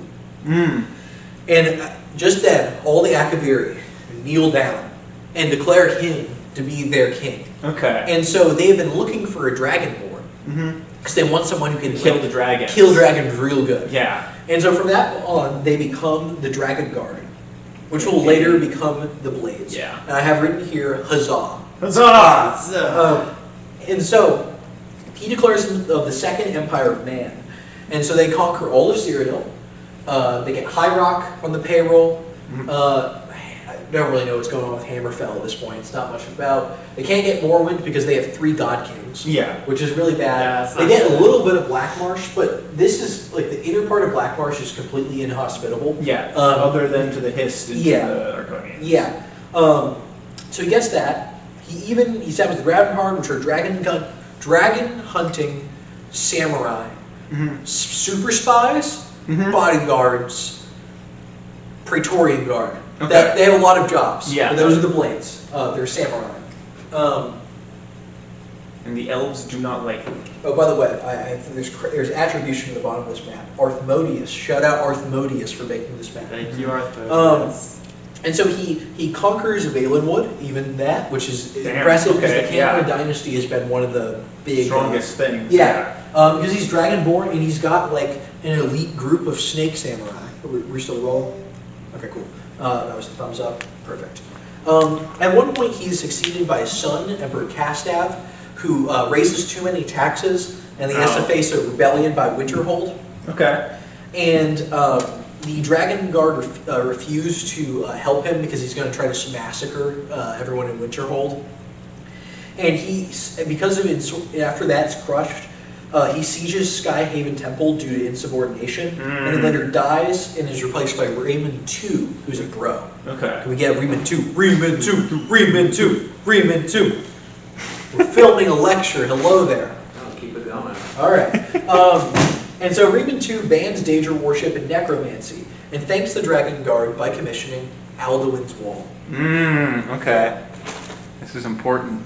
I'm looking at the map. Yeah. So the snake, Tamriel. the Yeah. snake people are not working for the guys anymore because No, They they're are. back after Castav, Okay, because he sucked. okay. Did they give the temple back to the snake? Yes. Yeah. And then he commissions like an Big art wall, thing. yeah. So that's there. There's a battle of Argonia in which they crush the Argonians, and it's the last time the Argonians ever have a organized army. Okay. Afterwards, it's good guerrilla. Like, Okay. Yeah. Raymond II then decides that he's going to try to conquer the Dunmer. 3 gods. Yeah. He tries to solo 3 living gods. Wow. It's Yeah. badass, but it's not enough, and he's killed. Okay. There's a guy, he doesn't have any legitimate sons, so Brazolus Dor, who's his illegitimate son, ends up taking the throne. He's a great warrior, terrible administrator. Okay. So he actually... Is there a scheming eunuch? No, but he wins some battles, enough Okay. to keep it kind of even. He can't encroach on the Dunmer territory, but he can fuck him up a little bit. Yeah. And he just engages in debauchery and delegates authority to the Imperial Council. Okay. Eventually, Raymond III ascends the throne. It's not stated that he's the son of Brazolus, but it probably is. Yeah. And so he continues the war against Morrowind. Raymond III, Giga Chad, one of the last dragon hunting emperors. He regularly, like as a kid, when his dad was fucking off and being debaucherous, Yeah. instead of like in the regular army, he was with the Akaviri hunting down remaining dragons. Okay. I have once again here, dragons are like Nazis in Argentina. Yeah. That is that. And eventually, much like Argentina, those dragons will put together a damn good soccer team. So. Okay. Yeah, so the war is, eventually Riemann continues the war against Morrowind once he ascends to the throne. This is Riemann 3. He has a son named Juliek, who brokers like a really good peace deal with Morrowind, in which they would get some concessions, just for them fucking off. Because you have to, I mean, I hate to be like the power scaling guy. Yeah. But there's the three gods are incredibly powerful, but Dragonborns who have unleashed their full potential Yeah. and have like an Pretty good. organized army of like, you know, the Dunmer are very powerful. They have sorcerers, they have warriors, but like The Dark Elves. yeah, but like a Dragonborn at the head of the army who's a full master of the Thuum and dragon slaying is gonna be a fucking problem. And so the three gods, The tribunal. they were the guys from when they built the robot. Yes. But and I thought Dagoth Ur was one of the three No. guys. He was a fourth. Okay, so it's the three guys. There's Dagoth Ur, but Dagoth Ur is thrown in the volcano. Yes. Okay. Yes. Okay. And then the war is disastrous, and the Moran Tong assassinates King Riemann or Emperor Riemann Cyrodiil III. His son is killed. He's an emissary gets killed. So Okay. the line's extinguished. Now the Potentate takes over, Praetorian Guard. It's rumored that they may have actually authored his assassination, like commissioned it with the Tong. Okay, yeah. The Tong are a assassin organization located in Dunmer territory. And they literally write Moran Tong outside his body where they killed him. Huh. Yeah, So. exactly. And his regent Versidue Shea takes over the empire, who's one of the Akaviri. Is this a literal snake man emperor? I don't know. But literally lizard people control the government for several hundred years. Okay. So, Versidue Shea and then his son will take over, and they just declare the second era arbitrarily. All right. And now it's like the second era is like way shorter than the first, and the third's way shorter than the second. So it's going. So the remaining dragons will be hunted out of the Dragon Guard. In the beginning of the first era, that's the last time they see Mjolnir. Yeah. You remember from one of the first dragon you fight in Skyrim. And he's in the Reach. A lot of weird shit's happening in the Reach. It's a weird place. The Akaviri love guilds. Okay. And so the Potentate of Versidue Shea he creates the Guild Act, where he creates the Fighters Guild, most prominently among others, the Mages Guild happens. Yeah. There's a guy named Vanus Galerion, original name Trectus. He was born as one of the lowest rungs of Altmer society, and through learning magic, he rose up to the upper class. And he believes that magic should be for everyone and not just behind money. And so he starts the Mages Guild. Because it's supposed to be about Vanus Galerion, who's formerly a Sigic. His best friend was Mana Marco, the King of Worms, who later broke bad and became an evil necromancer. Okay. He won't really be important until he is. Okay. He's in Daggerfall. Mana Marco's also in Oblivion, but it's not as much of a thing. But yeah, so that they're creating guilds. The issue is the Empire is disintegrating. No more Dragonborn. Reminder, you need a Dragonborn wearing the Amulet of Kings to fully seal off the gates of Oblivion. Yeah. Oh, okay. It's bad when there's When there's not not a Dragonborn, because that just means the chaos. Like there's always the case of those of you who've seen Gravity Falls. There's always the possibility of a weird Mageddon happening. That fucks up the world. So not good. And so it's the disintegrating empire, and eventually the Potentates die, and just like eventually who the emperor is, it's not counted as the empire at this point. It's just whoever controls the imperial city. Okay. We get a lot of petty kings and emperors, and one we'll get to in a bit. They're the Longhouse emperors, who are Reachmen, who actually conquered the imperial city. Reachmen are really interesting. I keep bringing them up.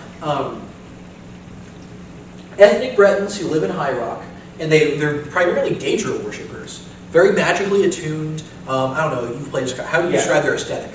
Feral. Yeah, they're like very animalistic. They do like wild, crazy dance. Yeah, They yeah, worship they're- Daedras. so Is that's- it Brenton? Breton, Yeah. They're Brenton. Like man cat dogs, yeah. And so they have actually, Maybe not feral, pagan. Yeah. Pagan is how I would say. like old school, like Yeah, yeah, Celtic pagan. Yeah. They're very Celtic. Yes. And so there's a Reachman Empire that's apparently from the Reach down to the Imperial City during this point, which is very interesting. And so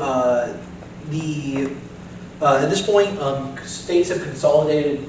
Elsewhere isn't terribly important, but at this point, it's consolidated into two primary kingdoms. Okay. So that's what's going on here. We got the Guilds Act, I just mentioned that. But Versailles, the guy I point out, was assassinated by the Morang Tong again. Again? Yeah, so, well, I mean, They killed another. Yeah. he came back and he just. And so the Morang Tong is outlawed across Tamriel. What's that law? The Morang Tong, the assassin organization. Oh. And so people just start murdering them and wherever they can find them, as they have to flee the Garden spell, where they become sponsored by Vivek, Okay. who makes them like paid by the state. Got it. So it's their own hit squad. Except it's really funny because basically it's used as a way to. This is all very influenced by Dune. Yeah. The idea is that you can go as one of the great houses, go pay the Morang Tong to kill one of your rivals legally. Okay. Like you just go up and just gun them down in the middle of the street. That's Interesting. legal. And that way, the idea being is that that's their release valve, and then they don't actively war with each other. Still happens. But Yeah, but it's less you often. rolling, by the way? Rolling. So yeah, that happens. At one point, there's a splinter group of the Morang Tong. There's a Dunmer woman who's serving the faction who hears the voice of Sithis. She goes on to murder her children, where she is killed herself. And her ghost is the Night Mother who would found the Dark Brotherhood. Okay. So the Dark Brotherhood basically becomes a Morang Tong for people who aren't done marrying, Okay. which will be summarily outlawed later on. Okay. That is that. Warring States, Longhouse Emperors. Around these are the events of Elder Scrolls Online. I don't like Elder Scrolls Online. I think a lot of the lore writing, at least in like the original base game, is very sloppy because it's an MMO and they need to have 3 factions where things neatly fit together. Yeah. And so what happens around here is the Daggerfall Pact is signed, where the Red Guards, the Orcs, and the Bretons, there's a High King of High Rock is crowned, and they form a pact, a mutual defense pact. Okay. The first Aldmeri Dominion forms, which is an alliance of the Wood Elves, the High Elves, and the Khajiit. Okay. And then, this is the worst piece of war writing, in my opinion. Sure. Which is the Evanhard Pact, in which the Nords, the Dunmer, and the Argonians band together. Yeah, they would never What? team up. Okay, several problems. Number one, Yeah. Nords here. Big empire in the middle. Yeah. What? Number 2, they all hate each other. Yeah. I haven't said this before. Historically, Yeah. they're in a Dunmer war. historically enslaved Argonians, and also enslaved some Khajiit, and everyone else, but mostly Argonians. So why would the Argonians Well, aren't band they together? actively fighting Also, with the Nords? the Have Argonians been don't on and have off. a real army, Yeah. and they're also constantly enslaved by the trees. Mm-hmm. Also, is the Red Guard finally here? Yes, they're in Yeah. Winterfell. When did Yeah. that happen? It was a bit ago. Oh, okay. Literally, this is, I hate it.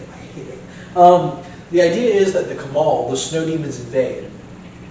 Why? Oh, just randomly? Yeah, and they go to that same spot, and then the Nords, apparently the snow demons are so difficult to beat that Vivek has to show up, who's a god, and then Wolfhearth comes back. Oh god, yeah. please kill me, Wolfhearth. Yeah. Please let me die. And also, at the last second, to turn the tides, a bunch of Argonians show up. Why? Because the Hiss told them they're there. Because there has to be an MMO. Okay. And so it's bad. So is that the most recent game that Elder Scrolls Online? Yes. Yes, God is dead. And so, Not in the timeline, just in terms of release yeah. date.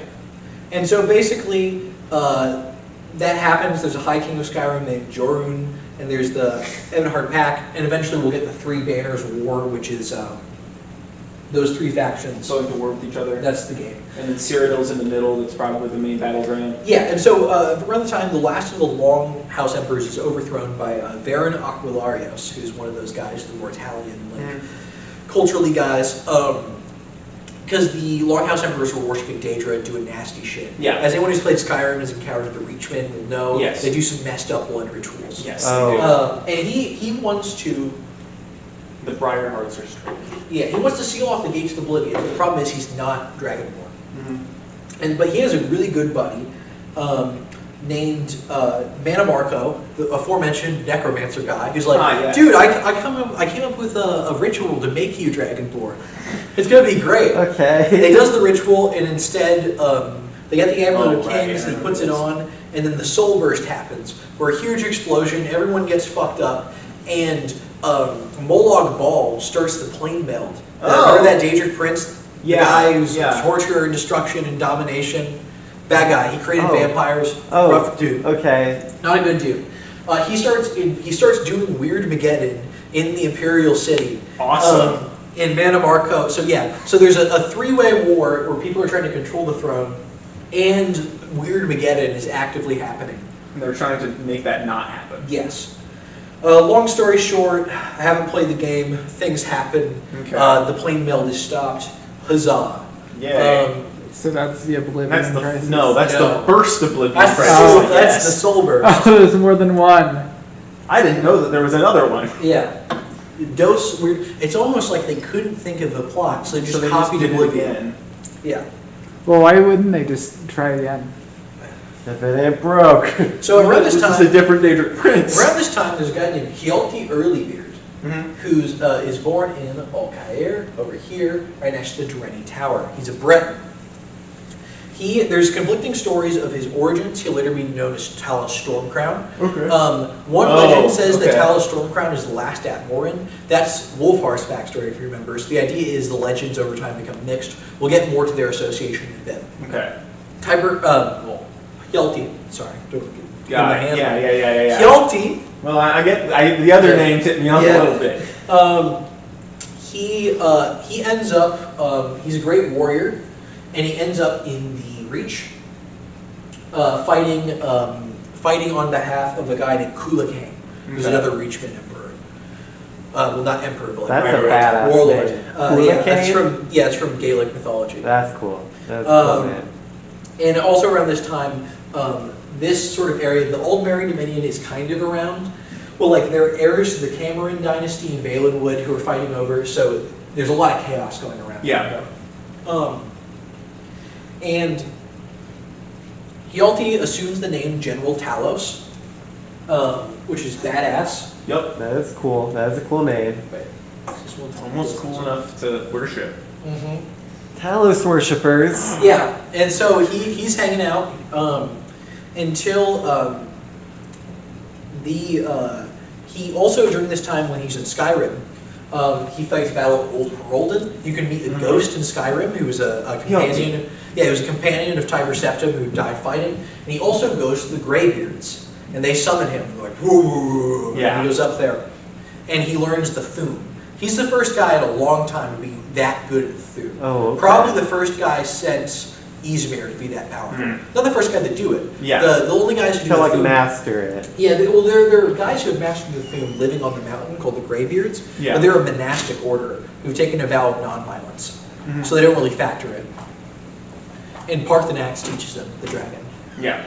Dragon grandpa. And Parathenix has survived so far because Yeah. Because he's a dragon and he's And they're also a kind of a god. but they aren't hunting him because Yeah, 'cause he's a they're- bro. Because the Greybeards protect him, Okay. and two, he's on top of the He's like throne an of the world. Akintosh type Also, he's a situation. fuck off dragon. Yeah, He's like a friend dragon. Yeah. He's also an ancient dragon that Yeah. can like really screw you up. Yeah. Right. So- Okay. And so at this point, he joins up with Kulakane, like I said, and the Dragon Guard, who have been largely neutral. They've removed themselves since the last Dragon The Guard. snakes? Yeah, well, They're just the blades now. Yeah, at this point, they're no longer the snakes have like died out mostly, and so it's just guys who join this order. It's more of a knightly like martial order than it is a race anymore. I see. Are we still rolling, by the way? Rolling. Yep. All right, cool. So they do that, and they join up with Kulakane, and Kulakane's like, hell yeah, I got them on their side, but they're not there for him. They're there because General Talos is the dragon for him. Yeah. Yeah. And so the Battle of Sancretor takes place, where they cross borders of the Cyrodiil. Sancretor is right here. So they're kind of going from Falkreath down there. And they completely sack the fortress, and the Amulet of Kings was in the tomb of Reman III at Sancretor, and he takes it, puts it on, and they're like, oh shit. Yeah. And so they take the Imperial City. Breton assassins decide to counterattack, and they set fires to the palace and try to kill both Talos and Khulakane. Talos' throat is slashed, but he survives. Okay. That's impressive. Later on, he can whisper, but it said he can't use the thune properly after that. But he's still right. quite powerful. Okay. And Khulakane is killed. Later conspiracy theorists will theorize that Talos did that himself to get Khulakane out of the way. Okay. But either way, Khulakane changes his name to Tiber Septim. Khulakane or Talos? Talos. Okay. And he walks out of the ruins. They say his one hand on his neck and the other holding Khulakane's crown. Wow. He puts on his own head. Wow. And henceforth he'll be known as Tiber Septim, which is a more Latin sounding name Yes. to fit in with imperial culture. And he decides to conquest Tamriel. He has 3 primary allies in this. Number 1, Zurin Arcturus, Yes. a battle mage from the imperial magic schools, super powerful. Number 2, Izmir Wolfhearth. Please let me die. I want to die. Please let me dead. Please let me Fight dead. him? No, Well- he's got to help him. Oh, He's okay. been resurrected again. Okay, I see. That was back during the Skyrim escapades. He met his ghost, and now he seems to have been cursed with undeath at some point. Right. And so once He does again, not like that. yeah, Izmir, please let me die, please let me die, please let me die. Talos also gets given the title Izmir at this point, or Tiber Septim, Yeah. Dragon of the North. And the third one is Nafalar, a dragon. Ah. And the dragon takes a plea deal, and instead of getting murdered by the Dragonborn, he instead decides to serve him and Okay. helps him. Where have I heard this one before? Yeah. I think. Yeah, exactly. And so he basically holds an undisputed claim over the Ruby Throne, so Cyrodiil falls to him pretty quickly. Skyrim, easy sell. He shows up there Yeah. and goes, "You guys want to kill some fucking elves and, Hell yeah. and Hell conquer yeah. the world with me, a Dragonborn?" And the Ash King over here, who's like, "Please let me die. I want to die. Please, somebody kill me." And they're like, "That sounds great. You do have Izmir Wolfhearth with you. Please let me die." Yeah. So that's like Skyrim's down. Hammerfell, Real Bloody Conflict. That's the events of Elder Scrolls Adventures Redguard. Okay. Where Cyrus fights against Tiber Septim, the hero of that game, Yeah. and negotiates better terms in terms of like home rule with Tiber Septim. But eventually, Hammerfell falls. High Rock, weak sauce. There are some powerful guys there, like the Sorcerer Kings of the Dready, and like the King of Daggerfall. Yeah, However, but they're cut off. cut off. Dragon. One Dragonborn, one Dragonborn Ghost, Zurin Arcturus Battle Mage. Yeah, they're Yeah. done Yeah, for. yeah. They're done for. Easy, easy. This is a speed run. Got there, big naval battle over at Stras Makai, right there, in Hoonding Bay. When does Tiber Septim go all the way down to Pyanedia and get rid of Oh, the there's never. I'm joking. I'm joking. Elsewhere, cat people, easy. Okay. Got a body. It's a big empire. They kill him Yeah, or they? there's serve a him? bit here. He delegated it to General Protrade and young war prodigy Etribus, and the siege was so devastating. The massacre of Khajiit was so sickening that they removed it from imperial records. Oh my god. Yeah. So he's just killing them all. He's like genociding them. Well, it's because as soon as he announced his claim, the Almeri Dominion, which is this area, this alliance, Yeah. declares war on him. So Okay. he's wiping them out. So yeah, he wants to incorporate Morrowind into the Empire. A, because they're a massive threat, Yeah. and they need to be neutralized somehow. And B, because Red Mountain is a huge source of ebony ore. Ebony is like a super Very metal. strong. Yeah. It's so like the strongest metal because it's made of that guy's heart. yes. Yeah. Okay. And so they laid waste to the capital of Mournhold. They come across the young Baron Zaya. Mournhold is right here. Okay. Tribunal, mostly over on... Ardenfell? I will say, the Tribunal, it's like Almalexia and Vivek are actively governing. Sotha Sil is a sorcerer and a tinkerer, and he's not really involved in affairs of state. Okay. And so just to clarify, Morrowind is like it's like Skyrim where it's like mountainy or it's like a valley or like Covered in these- ash. Covered in ash, these are plains. It's like The area- volcano. yeah, the area around here are plains, Vardenfell, mountainous. Okay.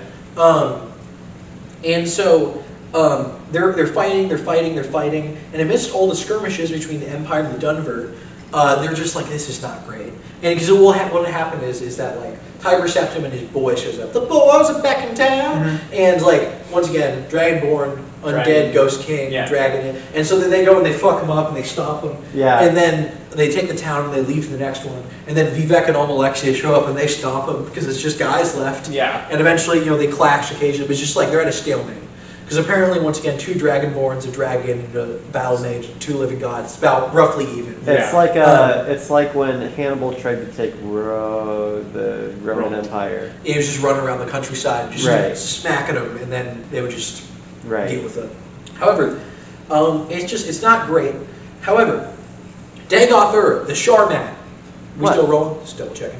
Mm-hmm. Okay. So Sharman threw him into the volcano. Yeah. Would you believe it? He's still in the volcano. From the first Whoa. era? Yeah. Oh my god. He can't die. Oh yeah, I guess he's a god. Yeah. He's And a he- dreamer. How can I? How can you So kill a periodically, Right. to replenish their power, they have to go to the chamber where the heart of Lorcan is, for the living gods to replenish their power. Dagoth, puts up some 2x4s, Yeah. blocks them away from the heart chamber. What he's Yeah. like climbed up out of the volcano Yeah. after like a billion years, and Yeah. he's like, you can't come in this Possibly side. has been doing it for the last several thousand years. Okay, Okay. Yeah, which is badass. that is Yeah. cool. And they're just like, oh shit.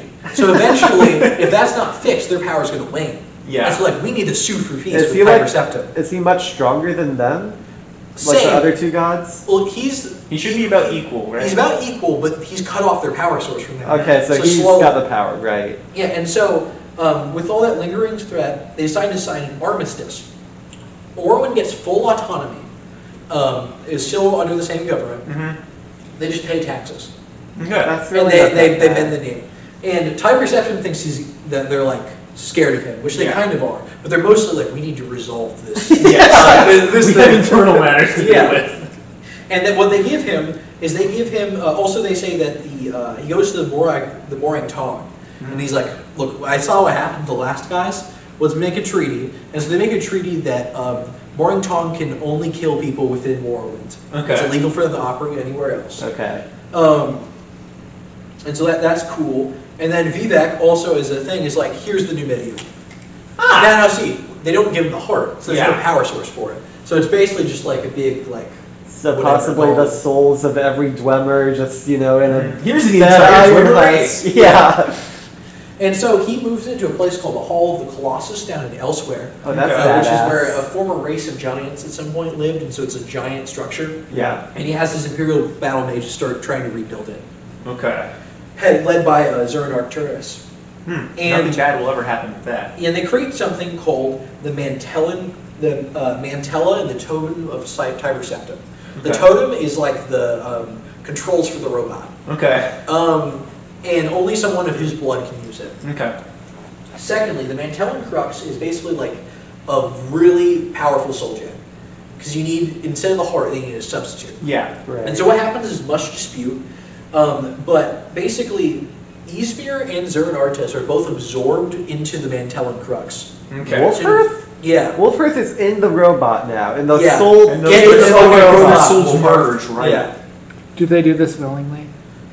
Wait, who's the other one? Who's the other The one? battle mage. Yeah, Okay, so Battle Valmage and Wolfhearth are in the soul cube in the soul robot. Yeah, and so in the Imperial records, they willingly sacrificed themselves For the Empire. for the Sure. Empire. In later, there's an entity known as the Underking, who will be in Daggerfall, who we're not sure whether he is the ghost of. He's like a undead, shambling corpse sorcerer king. Yeah. And he's either Zern Arcturus or Wolfhearth or both. Yeah. It seems like Oh, like he has their the body? They're like It seems- remnant? Arcturus. Yeah, it seems like this makes any sense. It seems like he has the body of the Ash King, but he has the mind of Zern Arcturus. Okay. Do you that like makes fight sense. him? Is he like a boss? We'll get to it. That Okay. would make sense with the mod also. Yeah, and so he gets the personality of Zern Arcturus, the guy who was just Zach. But Yeah. he has the please let me die, I want to die. Yeah, Sure. And so he's a shambling corpse who will rebuild his power at one point. And so they activate the Numidium, it works, Awesome. and so Nothing will go he wrong. goes to the Nothing will- Somerset Isles, the only place is yet to defy him. Ah, oh yeah, yes. it's not really important, but Black Marsh is just like, you just put your flag in it, and the Yeah, I Argonians mean, are it's like, like nothing. Yeah. Yeah. You're like, So he controls all of mainland Tamriel at this point. Yeah. And so basically he was like, and they're like, he's like, pay your fucking taxes, and they're like, We're lizards. We don't have jobs. yeah, we don't have income. Fine. Sure. You can tax all of the nothing that we have. Yeah. And so he takes the Numidian, and the reason you can't take the Somerset Isles normally, once again, magic is overpowered in this universe. Yeah. They have the greatest mages here. Giant robot shows up. Boom, Yeah. boom.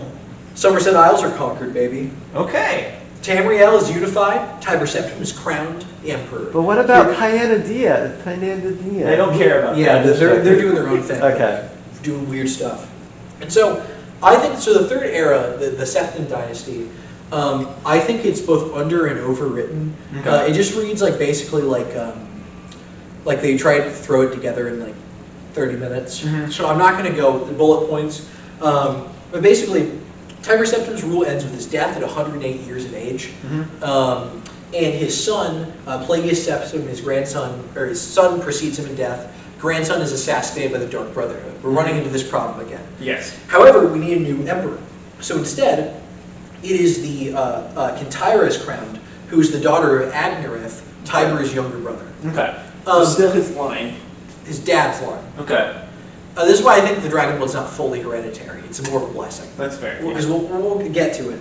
Also, later, Uriel I Septim, he's in there. He's a great lawmaker. Uriel II runs shit into the ground.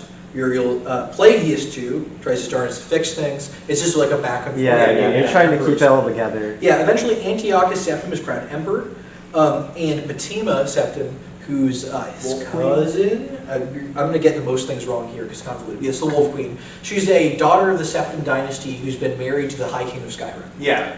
The Jarl of Solitude.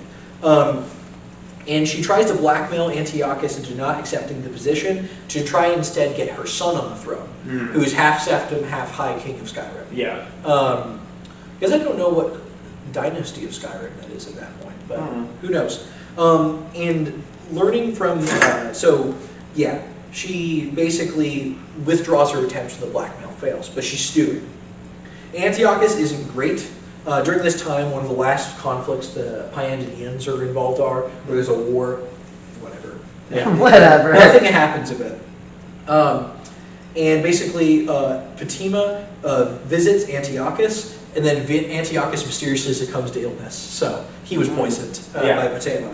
The Elder Council prepares for the ascension of Antiochus' daughter, Kintyra II, who succeeds him. But Fatima launches a rebellion, which is the War of the Red Diamond. The reason I think this is just kind of like a by the numbers, like they wrote like the Dance of the Dragon style Civil War. It's just it's just a book, so like in-game book, so it's not that fleshed out. Okay. But basically everyone gets wiped out. Okay. But before that, she dies. Fatima and her son's claim loses. But Pelagius III, the last surviving of the other line, is cursed by Fatima to go mad. Okay. And so he goes completely mad. Pelagius marries Kataraya. Kataraya is a Dunmer Isn't she a boat? noble lady. Yeah, she's a boat. She anamorphs into a boat. What? No. We roll, right? Mm-hmm. Okay, cool. She anamorphs into yeah. She's a Dunmer empress. And what's really interesting about this is that if I remember, I told you the race of the mom is who like the child is. So we get a Dunmer emperor after this. But Pelagius marries her, and when he goes insane, she's declared the regent and takes over. And she even gets to wear the amulet of kings. The fact that she could wear it without it falling off means that she in some way was granted the dragon blood blessing. Okay. So that's my point about it not necessarily. That's not hereditary, right? Yeah. And Kintyra becomes the empress regent, yada yada yada. And when she dies, she succeeds him outright. Okay. And after that, their son takes over, Cassander, who dies heirless and is in turn succeeded by Uriel IV. Who's Uriel IV? His half-brother, Kintyra's son, from her first marriage. Interesting. Kataraya. So another Dunmer, who's completely unrelated to the Very Septims. interesting. Yeah, and he puts it on. And it works? It works. Okay. Yeah. Yeah, his maternal half-brother, whose last name is Lyria. Her first husband was a distant Septim cousin. So not necessarily of the line of Tyrus Septim at all, but Okay. he's distant, and some sort of like Breton nobility. And so, eventually there's another civil war, but amidst all of this, as things are stalling in the Septim Empire, there's a civil war in Valenwood, and eventually the Cameron usurper comes up. He's supposed to be a bastard son of the Cameron dynasty, and he cuts a swath up Tamriel all the way up to High Rock, Valenwood, and he's just fucking shit up. And so apparently, eventually, the civil war ends, and High Rock kills the usurper. So it kind of works itself out. What happens is, between the succession crisis, is one of the claimants wins, and the other is paid off with a petty kingdom in High Rock as a reward. Right. So in the current events of the Elder Scrolls, there are Septims living over here. They just don't want to take the throne. It's an actual fact, because after the Oblivion Crisis, they get offered it to them, and they're just like, no. Yeah, You're we saw done. what happened. And so Uriel Septim V takes the throne. He's expansionist as fuck. He takes his navy, builds it up, and he goes over here and conquers a bunch of stepstone islands in between there and Akavir. And he even eventually tries to invade Akavir itself. I'm assuming that does not go well. He wins every battle, loses the war, type thing. Oh yeah. Supply lines are bad. It's not sustainable. Yeah, and eventually he dies in battle with the Akaviri because he refuses to retreat. And Uriel Septim VI has to take over, who's like a 5-year-old son. He's fine. The Elder Council, because his dad was warring all the time with like foreign conflicts, the Elder Council has subsumed a lot of power. And so Uriel VI has to be very cunning, and he uses basically blackmail and spies in order to gain back the empire from powers that have been delegated. Unfortunately, he later falls from his horse and dies. Oh, anticlimactic. Oh my God! What's the Holy Roman Emperor from the Crusades? Frederick or something? Yeah.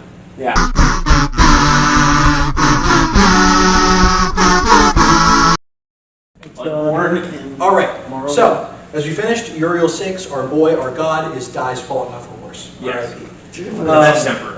Yeah, there's a succession of a few other emperors that are assassinated and die young, until Uriel Septim VII takes the throne. At age 22, he inherits it. He's a boy king. He's popular. He's cunning. He's savvy. However, he's betrayed by Imperial battle mage Yegar Tharn, who uses a very powerful spell to imprison him in oblivion. Instead, Yegar Tharn uses a powerful glamour magic to impersonate him, and he rules for like 10, 15 years. There's the scheming wait, unit. it's $3.99. Yeah, literally. Yeah, 10 years. You know what's funny? He's just fine as a ruler. Oh, all right. Yeah. However, the counselors find out about that he's been imprisoned. Yeah. And so How? Okay. Did something big magic. And thankfully, he is freed from oblivion by the Eternal Champion, the hero of Arena, the first game, who collects the pieces of the Staff of Chaos through a horrible, procedurally generated world, and defeats Yegar Tharn. Emperor comes back. He's has a more lease on life. He's 32. He spent 10 years in oblivion, and he starts rebuilding Tamriel and becomes one of the best emperors to ever do it. So, pretty cool. That happens, and also at this time, House Dagoth is starting to reform in there, in Morrowind, which it's sleeper agents who are like ash vampires. It's real fucked up. Bad stuff's happening. They work for Dagoth Ur? Yeah. Okay. So eventually, the events of Daggerfall happened. Basically, it's essentially there's a whole thing with the ghost of Lysandus, who's a Breton king. It doesn't matter. Basically, what happens is the Numidium winds up there. I don't know who parked it. Yeah, well, he was in last used there. Somerset. I guess he brought it back to Walked it Cyrodiil, across the ocean. and then someone moved it over there. Because the Mentellan Crux was lost, so it doesn't have power. So it's just like whatever. Probably Tiger Septim separated. My guess would be after he finished his conquest, he intentionally separated the power source of the golem. so that nobody else could use it. Yeah. Well, doesn't the power source have the ghost of... Yes, ghosts of guys who are not happy. Sure. With it. And so he puts it there, and what happens is there's a free-for-all with the for the Numidium. There's Mana Marco, that necromancer who's tried to cause the plane meld. Various kings of local kingdoms in the Iliac Bay. There's an orc who's trying to restore Orsinium, and they all go for a free-for-all for it. And also the Underking, who would like to use the power of Numidium to help himself die. Yeah. It's the rest of Wolfheart, right? That's the two of them put Wolfheart together. Yeah. By the way, I love the motivation. The Ordinal wants to establish Orsinium, all the other guys want to conquer I want to Wolfheart. die. He just wants to die. Underking's like the coolest one. Well, he's relatable in that way. In our world, we have to like hang yourself or use alcoholism to kill you slowly. Sometimes you just do death by Numidium. Yeah. He wants to change reality to make himself be dead. That's the only thing he wants to use it for. And so basically, a dragon break occurs when it's turned on because they get the Metellan Crux. But the hero, the agent of the Emperor, who's the protagonist of Daggerfall, comes in and once again fights his way through horrible procedurally generated stuff. And basically, all the outcomes happen at once. Or basically, what means is the Iliac Bay, which is High Rock and Hammerfell there, get consolidated into larger kingdoms rather than petty ones. Orsinium is established again. Over here. As a kingdom, and they get they have to pay their taxes and shit. But that's the thing. And the political landscape is conformed. It says where 44 city-states existed before, only 4 powers remained. All with loyalty to the Emperor. And the Underking gets to die. Yeah, so he got his wish. And the Metellan Crux is destroyed so that the Numidium can never be used again. Unless someone found something powerful enough to do it. And the parts are scattered. Okay. Also, Manamarco Behemoth God. Yeah. Cool. Yeah, Another Talos that's good. situation. Yeah. Now the events of Morrowind take place. The reincarnation. The Nerevarine. The Nerevarine is discovered. He's confirmed to be the reincarnation. He reclaims the moon and star from Azura and is proved to be the true incarnate. He becomes Hortator, which is I think a Latin title, and unites all of Morrowind behind him, at least in Vardenfell. The game's limited to Vardenfell, it's not all of Morrowind. And he unites all the 3 great houses there to fight Dagoth-Ur. Dagoth-Ur is killed at Red Mountain by the Reverie. How does he do that? You actually can't kill Dagoth-Ur in the game via just fighting him. You have to run past him and attack the heart of Lorcan. Oh, that makes sense. And when you attack the heart of Lorcan, he disappears. Like he just zero sums. Almost like dwarves. Yeah. What happened to the gods? So we'll get to that. And so the heart itself is also destroyed. Okay. Although, can it be destroyed? Because there's still ebony pumping through there. So Hermanus Mora seems to think it exists. yeah, the heart is lost at the very least. Yeah. And he is killed. And so the DLC Tribunal, Sothasil is found dead. Now that the heart is gone, they are still immortal. They're immortal, but their power is waning, and eventually they're all freaking out about this. Vivek is actually fine. He's chill. He's come to terms. He spent the thousands of years like ruminating on his betrayal of Nerevar, and he's very guilty about it. But he feels very many ways about it. But he decides not to interfere with any of this. Sothasil, however, is found murdered, and they're trying to find the culprit. So you do a murder mystery in that, and you discover that Almalexia, the other tribunal member, killed him, and then you kill her. Well, that's a betrayal from that. She doesn't want any god competition. So, and she's freaking out. Now Vivek is the only one still alive. Yeah, and he's just like my power is slowly going to wane, and that's okay. Now that's not super okay because there's a thing called Barad-dûr. Not Barad-dûr from Lord of the Rings. Something different. It's like literally like Baardar. Barter. And that is an asteroid which is just above the city of Vivek. And what happened was Sheogorath decided that it'd be funny to send like a dinosaur killing asteroid at them, and Vivek stopped it with his magic. And so it's just it's suspended above the city, so everyone knows that Vivek's power revolters It's the will crash Majora's down. Mask. The city would get destroyed, or the world would get destroyed. The city. It's like a Majora's Slow Mask. enough now. Thankfully, if his power is waning very slowly, that means the thing's just going to lower. Instead of but before there's a chance at some point if his power cuts off. So he can't get killed? Like if he gets murdered, then it's gonna like kill everyone? Yeah, exactly. I mean, assumedly only the Nerevarine would have been capable of that. Yeah. So then Oblivion happens, and Uriel Septim the Fifth, or Seventh, is assassinated by the Mythic Dawn. The Mythic Dawn are a cult to Mehrunes Dagon, and they believe that Mundus is just a plane of oblivion of Lorcan, who's a Daedric prince. Mm. And they think that they should make Mayrins Dagon in charge because he'll create a paradise for everyone, possibly unmake the world. And Mankar Cameron, who's a bastard son of the Cameron usurper, is their leader. Okay. And he's been for years studying this stuff. And at some point, it's said that he uses. You have to understand a lot of artifacts in these games are re-rolling. Roll. Okay.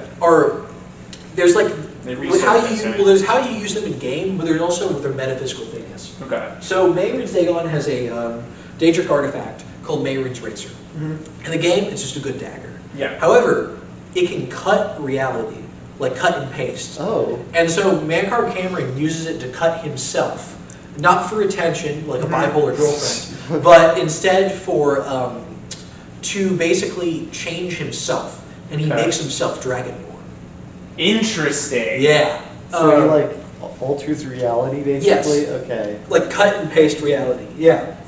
And so and in one night, this cult assassinates Uriel Septim and 2 of his sons, his heirs. I think they also get a bastard son, and he had a daughter who preceded them in death already. So Septim, A lot of his line. He said, we're not taking any chances. All the Septim, like the ruling line, is wiped out, except for Martin, who's a bastard son he had stashed, who doesn't know that he's his father. He had stashed in a monastery, has grown up as a priest, in order to make sure that in something like breaking case of emergency. Yeah. And so you, as the hero of Oblivion, help Martin Septim get the Amulet of Kings, and you go confront Mayrins Dagon. The Oblivion crisis happens during this, which is as there's no emperor. Yes. Wearing the amulet, Daedra invade all over Tamriel and almost every major city. Gates open, and weird Mageddon happens. I mean, these are just like gods, right? I mean, they're like coming into Well, like... no, the no, Daedra this are is just like just- monsters. Oh, okay. They're a bunch of monsters in command of a god. Okay. Yeah. And so they're everywhere. They're fucking shit up. They're destroying. After the Oblivion Crisis, the Mages Guild gets disbanded because there's widespread animosity against magic. Yeah. And so a lot of like the Mages Guild gets destroyed, and instead it's all privatized. So there's just like A couple of colleges. Like the College of Winterhill. the whole or fuck, what am I? They're also in Skyrim. Can't think of what they're called. Sigils? No. Another magic thing? There's other guys from Cyrodiil. Oh, the Synods. Oh, right. Synods, Yeah. other guys. That's all around. But yeah, anyways, this is like, imagine if 9/11 happened in every capital city Yeah, on that would Earth be bad. That would simultaneously. be bad. Yeah, so Except there's- for like. imagine if So there was what- like 200 9/11s. What do the Daedra look like? They're just like creatures? demons. They vary from who. They're which like prince they eldritch serve. abominations? Except for like Abominations or Louisiana demons. and New Orleans managed to push them back. During the Oblivion Crisis, by the way, the Argonians and the Hist launch a counter invasion where they're so good at killing. Because also, they pop. Think about it. You're Daedra. You hop out of the portal. Yeah. And you're like, I'm gonna fuck shit up, and you're just in a fucking swamp. Yeah. And you're like, what? Yeah. And then all these lizards come. They're go. And yeah. And so the Well, they start Dremora. invading Oblivion? Well, the Dremora go, shit. And so the Dremora run, and a bunch of Argonians chase them through the portal. Oh. And this is the only time this happens. They voluntarily close the portal because they're worried the Argonians are going to get them. Because they're going to go and like, Right. Yeah, the Argonians are going to invade Oblivion. yeah. So that happens. Martin Septim sacrifices himself. Mayrins Dagon himself comes out of the Oblivion portal, and he's in the capital city. This is a god. It's just touchdown. Yeah. And he's jacked, he's got 4 arms, he's like 30 feet tall. And Martin Septim takes the Amulet of Kings and he smashes it. Oh, shit. And Probably he got is the then thing. transformed into an avatar of Akatosh, like a 30-foot tall golden dragon. Oh, hell yeah. Yeah. And he beats up Mayrins Dagon. Mayrins Dagon is sent off, and Martin Septim dies, and he turns into a statue, the dragon. And henceforth, with his sacrifice, the doors of Oblivion are closed off. Oh, good. And so they no longer need a emperor or a dragonborn emperor. And so as he dies, they kind of offer it to those like extant branches of the Septims. They're like, nah. Yeah. And so there's a big interregnum called the Stormcloud Interregnum. Now, here's an issue. Back here. during the Oblivion Crisis, a bunch of Dremora grab Vivek and pull him into Oblivion. Oh! And then the asteroid. Oh no! And so that erupts for the third time. Devastates Okay. Morrowind. During this time, remember how they've been enslaved? Is that the red year? The red year. Remember how the Argonians have been being enslaved by the things? Yeah. And now they're feeling like hot shit because they just invaded Oh, Oblivion. so Yeah. now They're like okay. revengeance. Oh god. And so yeah, like this much of Morrowind down here invaded by Argonians. Argonians. Yeah. So it's like either you're Pompeii or you're like wizard murdered. Yeah. Right? Yeah. So Morrowind's fucked up, and a lot of refugees end up in Skyrim and Cyrodiil. That's why in Skyrim you see a lot of Dunmer refugees in the eastern part. And the Thalmor have existed for a long time. Yeah. They're a fundamentalist organization in the Somerset Isles. They say their job is to preserve old Merry heritage. Anyone who's a student of history will find this concerning. Yes. And they are high elven supremacists. They're very like Nazi coded. Is Yes. like how they're meant to be. Like we will ask the questions. Yeah, Like, yeah, that's yeah, very yeah. much their thing. We will take the magic. Yeah, so that's basically what happens. And over time, as the Empire grows weak, the Thalmor are basically credited with solving the Oblivion Crisis in the Somerset Isles, even though they didn't do jack shit. Yeah. And so what happens is they get they topple the monarchy and declare a dictatorship of proletariat, parentheses, National Socialism. Yes. They declare that in the Somerset, The Nazi part. and they end up using basically CIA-style tactics to make Valen Wood and elsewhere subservient to reform the Aldmeri Dominion. Okay. Yeah, they're basically like America after World War II, where they're going in and they're like taking control of shit, right? Yes. We rolling? We're almost done. Yep. Okay, cool. I'm gonna try to make sure I can get this buzzer beater here. So basically, the moons disappeared for a while, which is bad, especially for the Khajiit. Yeah, because And then they magically reappear again. This just happened during the Oblivion Crisis. Okay. And the Thalmor go, we did that. And the elsewhere are like, school my cat to the breeze. Yeah. And What so that's how happened they to the manipulate Khajiit born without the moon? I don't know. Okay. They just didn't. Yeah. Stillborn. Not great. So that happens, and so we get this elven kingdom here. This is fractured. Morrowind, they don't specify whether it's independent or not, but it might as well, it doesn't matter. It's Yeah. not really a state anymore. It's like, I mean, it was already a loose state. yeah, there are a bunch of clans that are still controlling things, like the Telvanni are fine, they're isolated for most of it. Like the Yeah. Redoran is still around, they're very powerful because they're warriors who've just been stalwart the entire Yeah. time. Yeah. So they're fine. Skyrim is mostly untouched.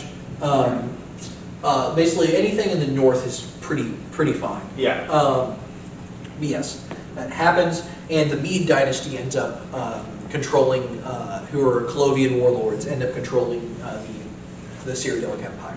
What's left of it is that technically, this is still part of the Empire. All this men stuff, all the stuff with man is still the Empire. Yeah. Not sure if they're independent or not, doesn't matter. Controlling Argonians have never mattered. It's always just been a taxes thing. Yeah. Same thing with Morrowind, and then this is all the third Aldmeri Dominion. Great War, right? Yeah, and so on the 30th of Frostfall, there's an ambassador of the Aldmeri Dominion demands the Empire to accept an ultimatum. They say, we want you to remove Blades agents, who are basically like a network of spies at this point, from our provinces, and we demand that men stop worshipping Talos. Why do they want this? Because worship means, can you flip that the recording thing this way so that I can see at any point? I just want to see, because I think we're going to go down to the wire in terms of... Pull it out. It should Yeah, just well, How pop do I out. do that? I just want to have it from my view, just so I don't have to keep asking. There, Nice. thanks. And so, they basically, why do they want you to stop worshiping Telos? Because then their Oh, yeah, I god forgot. has power. I can't believe I spaced this. Tiber Septim is deified as a god, and he Yes. joins the Divines. I feel like an asshole for forgetting that. But yes, so he has become a god of mankind. Nords especially love him. Yeah. He kind of takes the place of Riemann, Cyrodiil. He had been a hero, as a hero hero king, god. yeah. Alicia, it's that same thing. He's a god of man. He's very Padamaic, and he's also kind of like Shore, you know. Yeah. And so they want you to stop worshiping them because that would drain the power. Right. And if the god whose job is to protect man Yeah. and is one of the most powerful Padamaic forces in this world, maybe they could, fuck some shit up. Right. And so they obviously refuse the ultimatum, because why would you? And then they reveal that the cart that they had with them has the heads of every Blades agent who's in their territory. Ooh. And so the Great War happens. Basically, all this gets fucked up. Hammerfell and Cyrodiil are the main battlefronts. Skyrim is mostly unscathed. By the end of it, the Thalmor take the Imperial City, but are repelled by a counter-invasion by Titus Mede II, who wields the sword Goldbrand and fights in there. Thing, right? Yeah. And so he retakes it, but it's like a Pyrrhic victory. Everyone's fucked up. He signs a treaty that outlaws Talos worship in the Empire and forcibly makes Hammerfell independent. Hammerfell, basically, the Thalmor keep fighting in Hammerfell in a guerrilla war, but eventually Hammerfell repel them. Okay. It's not that, like, because people say, like, well, if they could repel them, why couldn't the Empire? It's a geography thing. Right. They're in the desert. It's a lot easier to fight a guerrilla war in the desert. Yeah. So that happens. Basically, we enter the status quo. Is that the Empire is a neutered state compared to what it used to be, because it's basically Cyrodiil, Skyrim, and High Rock. You see, it's like sort of contiguous territory, but not great, fractured, and they have to submit to Thalmor Inquisitors, who go around trying to find Talos worship. Go, have you been asked the questions? Are you harboring enemies of the state? That's kind of what happens in the game, right? Yes. Yes. Right. And also at this time, like right after this,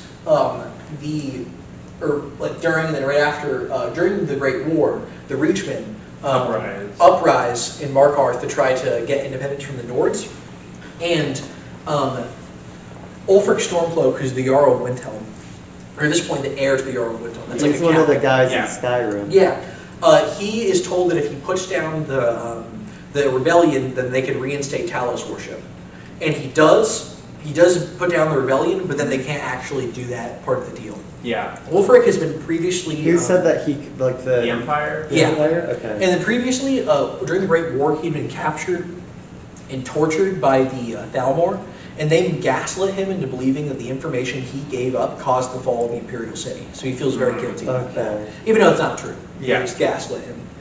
And so basically... also, at this point, all the Elder Scrolls vanish from the Imperial libraries. That can't be a good thing in terms of like the mandate of heaven. No. That really can't that's not a good bad sign. Yeah. Almost at the end here.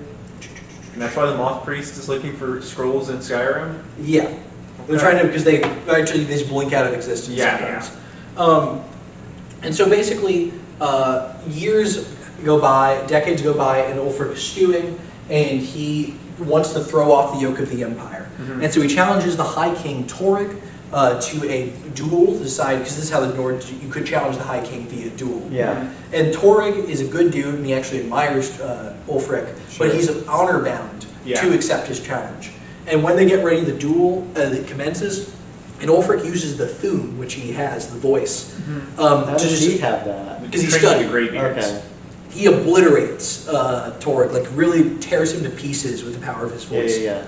And he declares he's the rightful High King.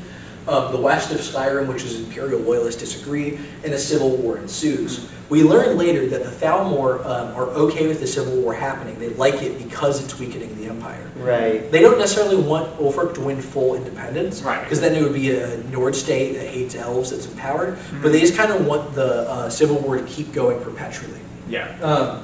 During this time, a prisoner is caught crossing the border around here in the Pale Pass.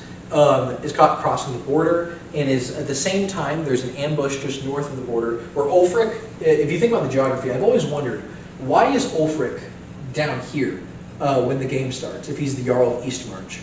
He has just killed the High King, and he's fleeing down through territory, probably through like Maybe the it's region. unexpected. Well, he probably has a lot of allies that he put in power in the region. Because also, if he goes through here, that's more towards Imperial territory. And so he goes down through, I was also assuming the most rural area to flee. So he's right around here probably trying to get to the Rift because there's that little pass south of High Rock. Who the hell goes to Valkyrie? Yeah, Nobody's there. Dark Brotherhood lives there. Nobody else. I'm confused why the Imperials are so against Ulfric Stormcloak, because I know he killed their guy, but he's a rebel. I know, but clearly, they would probably rather prefer to worship Talos again rather than they would, but they can't right now. they're still reeling from the last war with the They're Thalmor. just trying to Yeah, stop they don't another have war the with the resources to Thalmor. fight the Thalmor. Yeah, they don't have the resources. So what's Ulfric's plan? You think he's gonna win the Get Civil War independence. and then And fight? Skyrim wasn't ravaged as hard as Yeah, Hammerfell or his Cyrodiil plan, were. I believe, Skyrim gets independence. Inevitably, the Thalmor will declare like a hot war versus a cold war, Yeah. and he'll repel any invasion of Skyrim. That's his Also, plan. because So it's why a would lot harder for them to attack Skyrim when they have to go through Cyrodiil and Hammerfell. Yeah, So he wants to leave. He wants to leave Cyrodiil and Hammerfell and High Rock to rot. yeah. And the Imperials don't just want to. I mean, they don't. They want a unified state where men can protect each other. Right. Yes. And so, okay. And Yeah. like when you talk to General Tullius after you do, if you do the Civil War quest line on the side of the Stormcloaks, Tullius says, between you and me, the elves are our next enemy. So Yeah. we're going to lick our wounds here after putting down this rebellion, and we're going to get ready for that war. So it's possible at some point the Empire will then say, White Gold Concordat is moot. We're Yeah. doing a second Great War. Okay. I just don't. I guess I just don't see why the Imperials, if they have Ulfric who can save Skyrim from the Thalmor if they invade, why don't they just team up with Ulfric to like I mean, can he? fight everyone, You know, right? the Stormcloaks. Can he though? I Yeah, guess not. Because, like, Cyrodiil cannot defend itself from the Altmeri Dominion right now. Yeah. Okay. Skyrim- I guess. One uniquely guy being situated. cool isn't enough. Right. But Skyrim is uniquely situated behind mountains and not extremely war ravaged. They're like yet. Switzerland or whatever. Well, I guess they kind of war ravaged themselves in Yeah. the Civil Right. War, but So, you are a prisoner who is being, who was caught caught crossing the border around the same time. I think Ulfric was probably fleeing this way, my guess, Mhm. and he's caught in an ambush. He's being taken to Helgen to be executed. You same with him, going to be executed. As you're about to be killed, Alduin attacks. Alduin's back. Remember when he's sent forward in time? Oh my That's him. God, no! With the other And stuff. unknowingly, even though you're the Dovahkiin, he accidentally Dovahkiin saves you from Dragonborn. being, and he saves you from being executed. Like on accident? Yeah. Okay, well Yeah. that's And unfortunate. so you, as the Dragonborn, end up preventing the apocalypse. There's an interesting idea of like, if Alduin was meant to eat the world, when was he supposed to? right. And of course now he still won't eat the world. And so there's an idea that maybe this Kalpa has gone on too long. And then that's just an interesting idea. So as the Dragonborn, broad strokes, you defeat Alduin, you do a bunch of fucking Daedric quests, whatever. And then the Civil War is resolved. You can fight for the Stormcloaks, fight for the Empire, whatever Yeah. you want to do. The Titus Bede II is assassinated by the Dark Brotherhood. And the two DLCs in the Dawn Guard, you stop a vampire apocalypse. No. They're Nah. Dagoth or No. No, they're no. just unrelated. Regular vampires. Okay, Yeah. sure. Mullet And all then- vampires. And then in the final DLC, Dragonborn. Dragonborn, you go to Solstheim, where Mirak is back, that first Dragonborn. Oh. And he's sworn himself to Hermaeus Mora, and he's trying to come back and take over the world. You stop him, and the Dragonborn will probably be written off as being disappearing into Apocrypha, the Daedric realm with Hermaeus Mora. Yeah. Because you can't have a Dragonborn running around. Because Dragonborns are important lore characters who found dynasties Right. and conquered. Yeah. So, How that. come, Sorry, go so how come your main character guy's like Dragonborn? Because Akatosh, remember, he has to choose to send a Dragonborn. He sent a Dragonborn to go fuck up Alduin. Alduin. So your guy, oh, so you're basically made from Akintosh then? Yeah. Yes. Like, okay, I got you. And he blessed you with the Dragonborn because someone needs to get him. Because once again, remember, Alduin is supposed to eat the world. He's not supposed to Right. dominate it. Yeah. And so he has betrayed that. So the status quo at the end of Skyrim is we have Tamriel in flux, the Thalmor a looming threat. Now we're going to close this by talking about the future. Elder Scrolls 6 is Maybe happening maybe sometime in the happening next sometime decade. soon, and when it does come out, it's not going to be good, and I'm still going to play it. Oh, absolutely. You're still going to play Yeah. it. You're still going to play it. You, the viewer, you're going to play it. That cat over there, he's going to own 8 copies. Yeah. It doesn't matter. We're all in his thrall. We're Yeah. all fucked. Yep. That's the thing. Now, there's a theory about the Thalmor that's very popular, which I personally do like. Is the idea is that they're trying to undo the towers. Oh, yeah. The idea being that they want to unmake the world and return to what they were before, because they're very Inuit. Yeah. That's also, Michael Kirkbride has written some non-canon like additions to the lore, kind of insinuating that.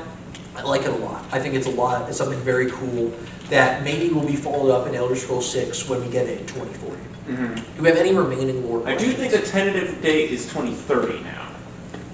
We're I'm going to never getting have, this. I'm going to have a doctorate by the Oh, yeah, time I Elder know. Scrolls 6 came out.